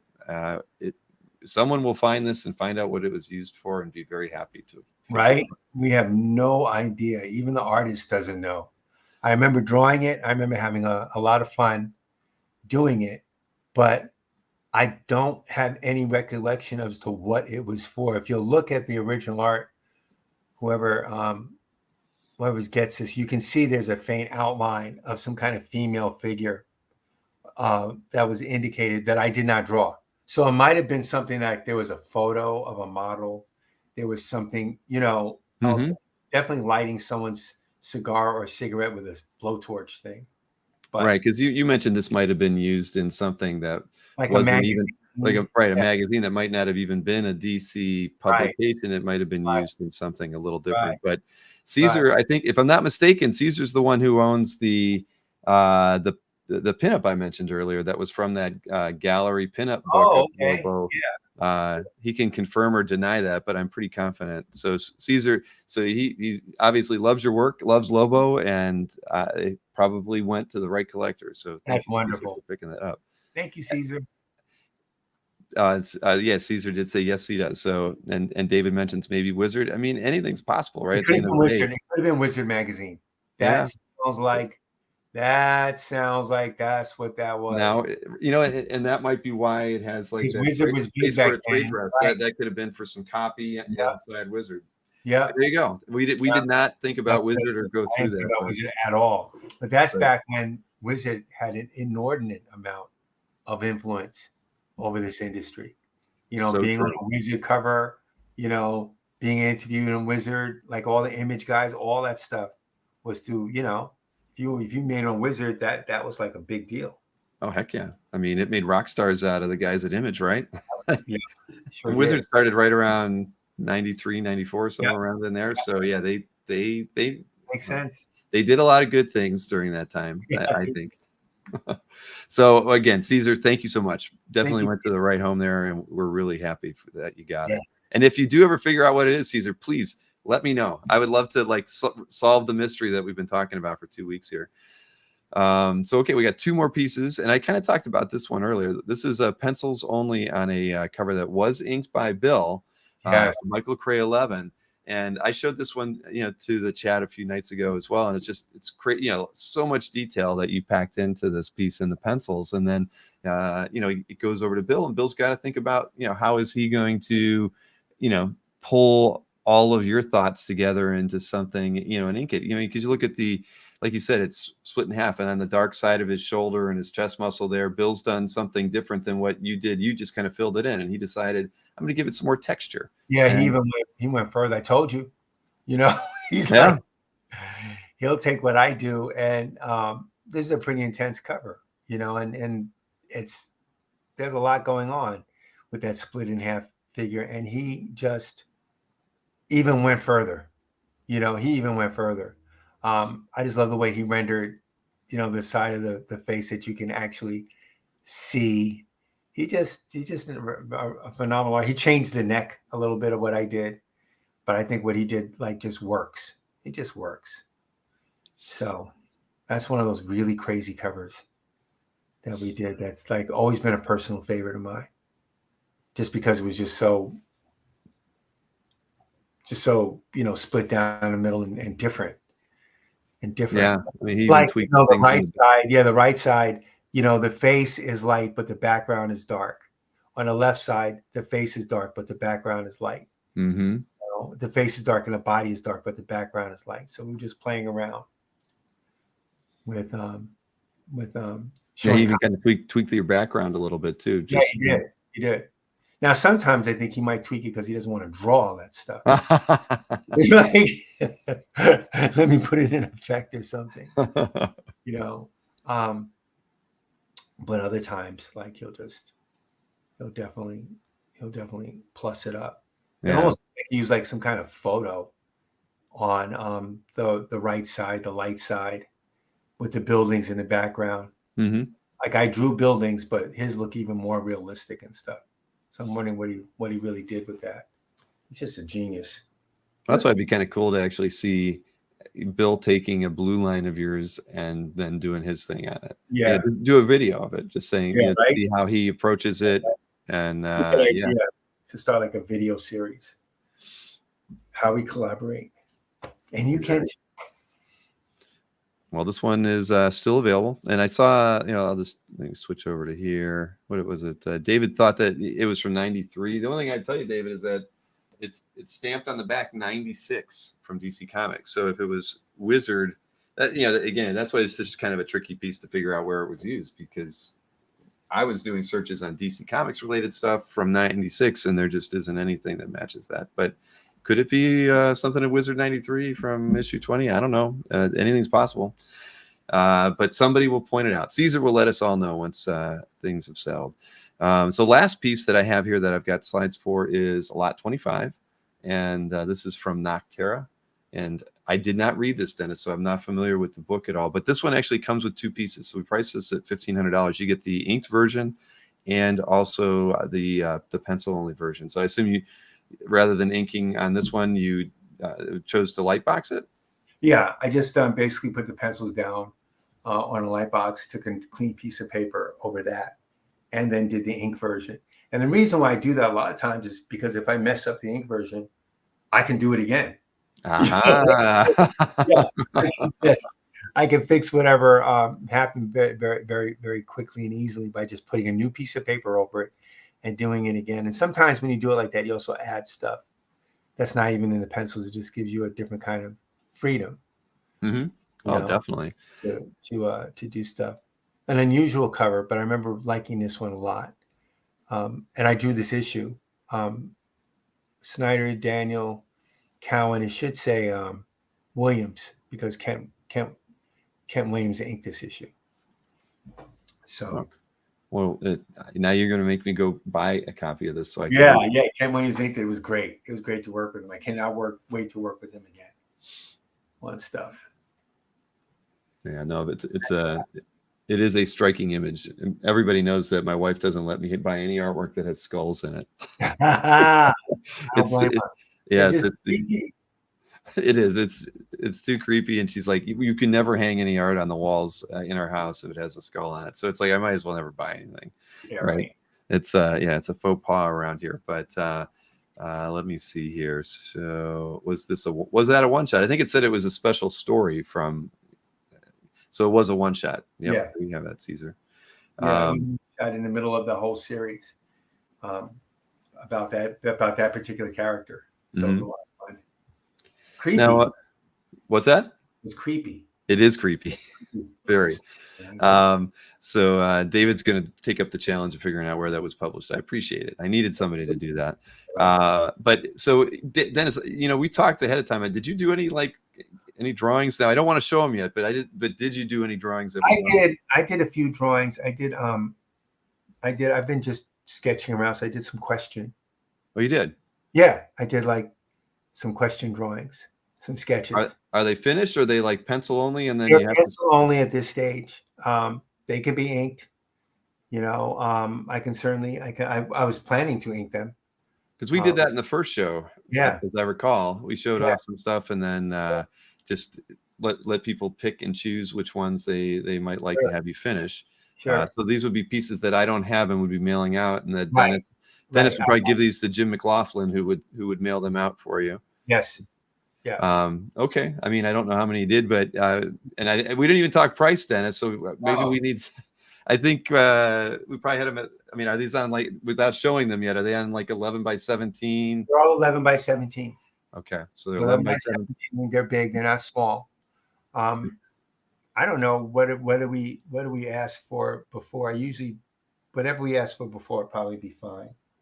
I know I don't have a slide for them, so I'm gonna have to. I mean, if you were at a show, what would you be $600, $700? I mean, I have no idea where they're at. So I was thinking more like $5. $5? Okay. Yeah. Hey, see, I'm thinking higher, and Denys is thinking deals for everybody. So, and are they on like a DC board? They're on bond paper. They're on bond paper, and they're in pencil right now, but will be inked. Okay. They will be inked. And again, I know we did that first show you had. Remember you were working on some site design stuff. They were going to be used on there, so you hadn't inked them yet. Yeah, and they took them from me. That's right. I made the mistake of saying, "What do you got laying around?" And you started showing them off, and people wanted them. So, all right. Well, then we'll do the same thing here, everybody. We'll price them at $500. They just have to be inked. Denys will. I mean, I assume Denys, these are something you can get done in the next week or so that we can. It'll be about at least a week. Okay, maybe two, but we'll make sure that Jim comes over, picks them up, and gets them in the mail for everybody as soon as they're done. Yeah, he lives right. We live right near each other, so they will be sent out right away. I have no interest in keeping anybody's artwork. I like to just get it out. Right, but Denys likes to ship everything in bulk, so that's why Jim, and everybody knows Jim McLaughlin. He's in charge of Hero, so he ships a lot of material. Very used to doing that. So they may not be in Masonite, but I get a lot of stuff shipped to me from Jim as well, and he knows how to ship art. He ships a lot of the stuff from the Hero eBay store, and they regularly sell stuff every week to support Hero. So we can guarantee that it'll be shipped well. So all I'd say is we're going to show something, and just say claim and the name of the character. How's that? And they'll be $500 each, and Denys will get these inked in the next few weeks. Yes, there's not too many. You want me to show something? Yeah, go ahead. And then what we'll do after we see these, we'll go ahead and recap what hasn't sold, and we'll let everybody enjoy the rest of their weekend after that. Like the question. Very nice. A lot of you can put a Yes. little bit of background in there. Yeah, these are not just the figures. Like, sorry about the flare. These also, like, sorry, I'm gonna try to get this so you can actually see it. Wait. That's a bright light. That's a bright light. So there you go. Oh, that's There you perfect. And So Fisk you for got life. Is a Fisk classic was- question. No, it's perfect. And Fisk was asking about question pieces, and now they've gotten the claim one. That's good. There's No one. question about it. So Fisk for life, thank you so much. I mean, I don't recall if I know you've been in the chat for a while. I don't remember buying anything, but remember the whole thing. Email me after the show. So let's take a look at the next piece. Here's another one. Like, I just got caught up with drawing the question. Like, Okay. Just being cool. So Very good. You got that's some. standing in the rain, standing on a grate. You know, this one's like the rain's going to be hitting him and dripping off the brim of his hat, and like the smoke's curling around. In the back, it's going to be dark with that question symbol. Oh, right now I can see it right around it. Yep. Well, It's very noir-ish feel for that one. crossing in the front. So, All right. And Caesar has claimed this one. So thank you, Caesar. oh, okay. It worked out perfect. You Fist can for have- Life said he almost drove into a ditch when he claimed that last one. Please, if you're driving a car, everybody, Don't fall into a ditch. hand the phone over to a friend and let them claim it for you. We don't want to be responsible for anybody getting into a car accident. But that's a great pickup there, Caesar. Really, I like that piece a lot too. And I love the idea of a kind of a smoky question going around. Yes. Here. Yeah, that was a lot of fun to draw. And then I did this one, which is a simpler piece, but I really like this one. Even when I was drawing it, I'm like, I may want to keep this one because it's just the question in just this cool pose. It's going to be a dark background, but it's just like this dope silhouette, you know. Oh yeah. Of him standing. Can you see it? Oh yeah. No. Yeah. Yep. And I can see the question mark around the figure again. Yeah. Very nicely done. Like he's going to be standing in like the smoke as it swirls around him. Like that, like the gloves on this one, and you know, the tie flying out. Mm-hmm. A lot of fun. I just remember just being struck with like how I was able to do it. Well, Matt Ballmer has claimed that one. So thank you, Matt. We appreciate that. I hope it was Caesar apparently was driving as well. So I hope Matt wasn't driving. We picked a day when everybody's on the road to have our show. Nobody's going to crash. And then here's the final one that I was playing with earlier this week. And I was trying to do like, okay, what would my like Ditko kind of question look like combined with what I do anyway? And I came up with something like this. Oh, that is cool. So, you know, yeah, you know what I'm saying? It's like classic question, but you know, I try to put in a lot of what I would normally do. And I like the fact that he's standing on top of like all these bricks, another urban kind of setting. It's going to have a dark background with that smoke is going to be in white, and he's going to be fully like rendered out. That is going to turn out great. Caesar's claimed that one too. Yes, so, it's all yours, sir. Thank you, Caesar. No, yeah, those are great. Yeah, those are the sketches that I did. I mean, we're open to doing more, but those are the ones that I have. Those are the ones I have on hand. So. Oh, you want me to add, you want to take a couple of requests? Is that what you're saying? Okay, some people are interested. You know, people have any interest in doing. We can certainly talk about that for a minute or so. How many more did you want to do? If I could do 3 or 4 more. All right, everybody. So there's this was unscripted. This is unscripted. This is like, yeah, even Bill had no idea I was going to say any of this. So. I did not. And that's why I had made a note that I wanted to talk to you, because I thought you alluded to something, and then we never pulled the trigger. But so Caesar is asking for a Green Arrow. You got it.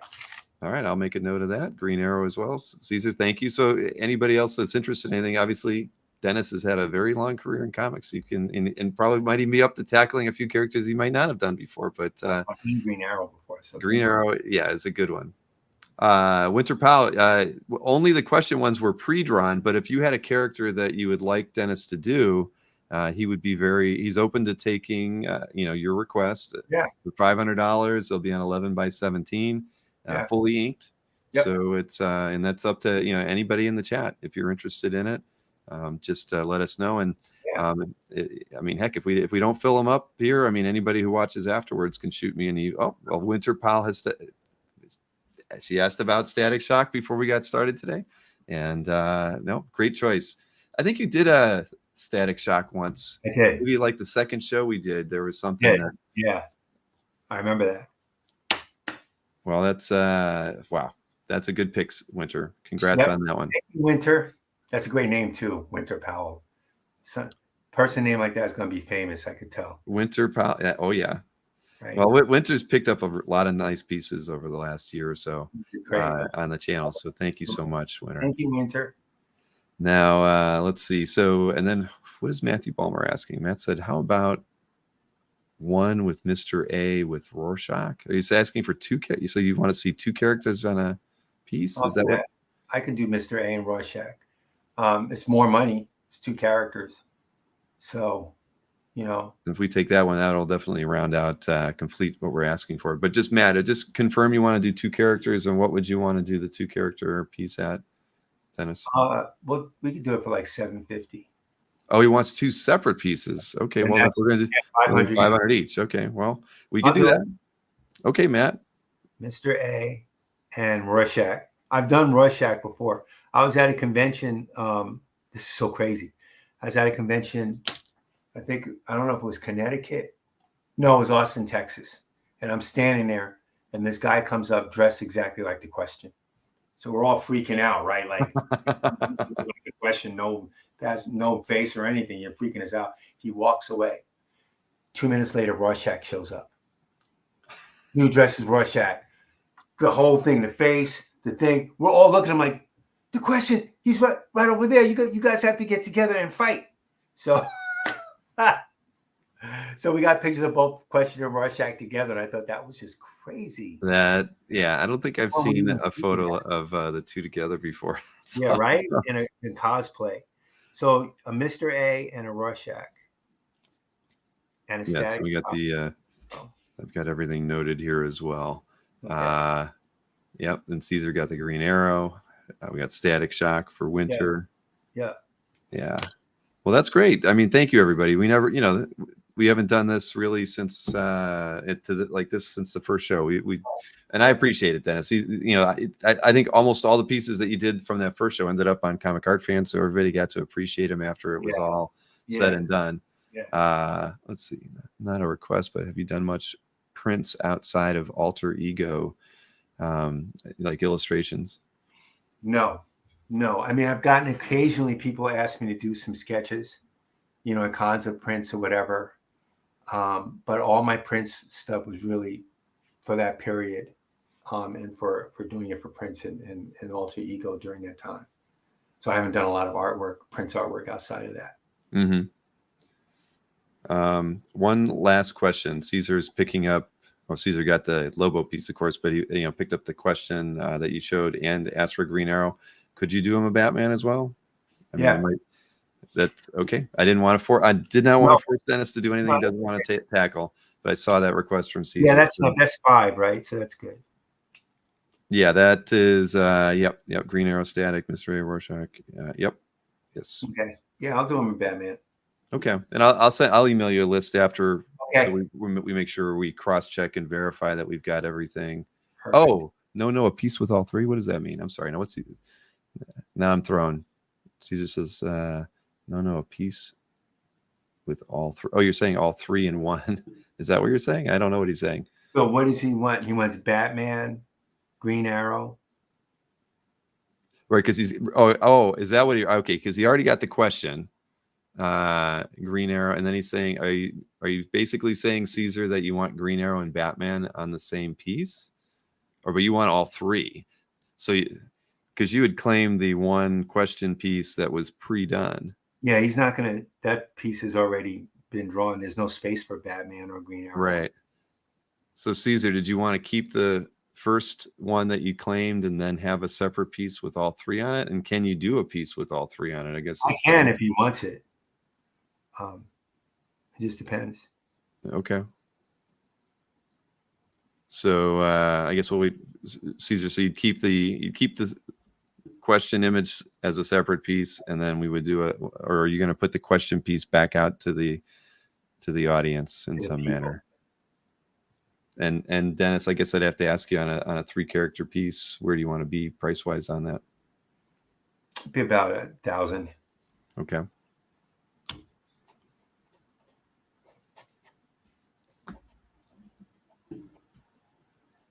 Caesar, you're confusing me. I want Caesar to email me afterwards, and we're gonna square this up, because then he says a separate piece with 3 in 1, and then it says 3 separate commissions. I'm a little confused, but Caesar, we'll square this away in an email. But we will, Dennis, I'll make sure I get it all worked out for you.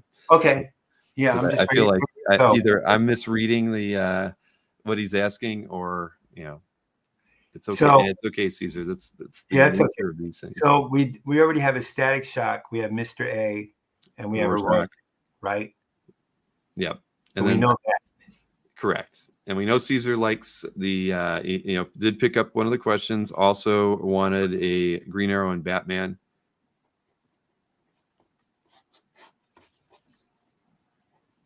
All right. He's okay. I think we have clarification now. He said it is 3 commissions. One's with the question that he's getting that you'd pre-done. One is going to be Green Arrow, and then the one is going to be with all 3 on it. Oh, okay. With Batman. Now we got it. So thank you, Caesar, and apology. Okay. Now we know. One and then one with all 3. Correct. Got it. Yep. Okay, you just send me the email with the. I will. I've got it written down. We'll make sure Caesar and everybody gets their pictures. Exactly. So we're good there. All right, awesome. So why don't we go ahead and just show that quickly the pieces that didn't sell, because hey, Caesar says correct. It's like we need some kind of a trumpets blaring for us, meme or something to play. Thank you so much, Caesar. So what we'll do is let's see. We got a question, and then we'll quickly show them, and then we'll end the show. What do we got? Question to Dennis. Who has the art to the Liquid Swords cover? I have no idea who has that. That was inked by Prentice Rollins in the 90s. The Jizza may have that. He may have that original art, because I can't think. I didn't sell it to anybody. I don't remember anyone claiming it. Maybe Prentice Rollins still has it. I don't have it. Nor do I have any of the other individual little pieces. I have a feeling that Jizza got some of that stuff. Because even at the time, there were no collectors or anyone getting, buying that stuff from me. Mm. That became a collector's item after it came out. And it got the gold record a year after it came out or whatever. But I don't remember anyone ever, man, I got to have that Liquid Swords artwork. You want to sell it? It could have happened, but I don't remember that. So I don't know. I don't know who has it. That's a blast from the past for sure. Yeah, really, for real. Oh, my God. All right. Well, let me rifle through the pieces here that are still available. And anybody watching after the show, you can hit me up with an email, bill@comicartfans.com. I can let you know what's still available. I do some PR emails that'll go out on Sunday and probably again on Tuesday with pieces that are unsold. So just ask, and I'll let you know if they're available. We can work out any kind of deals after the show as well. So first up, lot 1, that was the Convergence Batman piece, priced at $500 from issue 2, page 16. And then lot 2 from that same issue, it's page 18, and it's priced at $500 as well. Then we've got from Steel, this is issue 34. This is Dennis's first work on the book with Tom Palmer Inks, lot number 5, priced at $600. from the next book is issue 35. This is lot 6, priced at $600. Tom Palmer inks again. This is page 9. And we also have page 10 from that book, priced at $600. And page 11 from that book, priced at $650. And that is lot number 8. Lot number 9 was picked up by Jim D'Amico. So we've got lot 10 next. That was from the Man of Steel as well, issue 54, DPS, pages 10 and 11, priced at $800. And we've got lot 11, and that's page 14, priced at $500. Lot 12 is page 16 from that book, priced at $650. And we've got lot 13, priced at $650, and that's page 17 from that book. And a couple more pages from here, that same issue. This is lot 14, priced at $650. You got, party in the back, business in the front, Superman, proudly on display in that one. And then the last page from that book is lot 15, priced at $600 as well. And we've got some pages here from Silver Surfer to look at. We got this is from issue 143, lot 16, priced at $750. Then we've got page 3 from that book, lot 17, priced at $650. Lot 18 is $600, same book, page 5. Then we've got lot 19, same book. This is page 9, priced at $650. And last but not least from that same book, page 11, priced. No, wait, this one's gone. Sorry. Whoop, I picked the wrong one. It's this one that I meant to show. This is lot 21, priced at $650 from issue 143 of Silver Surfer. Then what do we got here? Oh, no, I'm sorry. There was one other page. It was lot 22. That was the one that was $650 as well. Page 17 from that book. Caesar got the Lobo, and then the other two pieces are the cover to Michael Cray 11. Pencils only. Inks were done by Sienkiewicz on a different board. This one's priced at $1,500. And lot 25, the Nocterra cover. You get both the inked piece and the pencil piece on this one, both done on 11 by 17, as all the artwork actually is done. And this one's priced at $1,500. I think I got it. Got them all, Dennis? Yep. Perfect. Only stammered through small parts of it, but all right. Well, listen, as always, Dennis, it's a good time getting to hang out with you on a Saturday morning and afternoon. Yes. We appreciate everybody's support in the chat, picking up commissions and some of the published pieces today. And again, it's these shows are a lot of fun, and we appreciate getting to hang out with everybody. And again, please, anybody who's picked up any artwork, remember, bill@comicartfans.com is the email. I want you to email me after the show. Even if you got a commission, you got to email me too, so we can take care of getting payments. And I'll keep in touch with everybody. Dennis will let me know as things are completed. Yeah. And like I mentioned, all these will be done. So. Yep.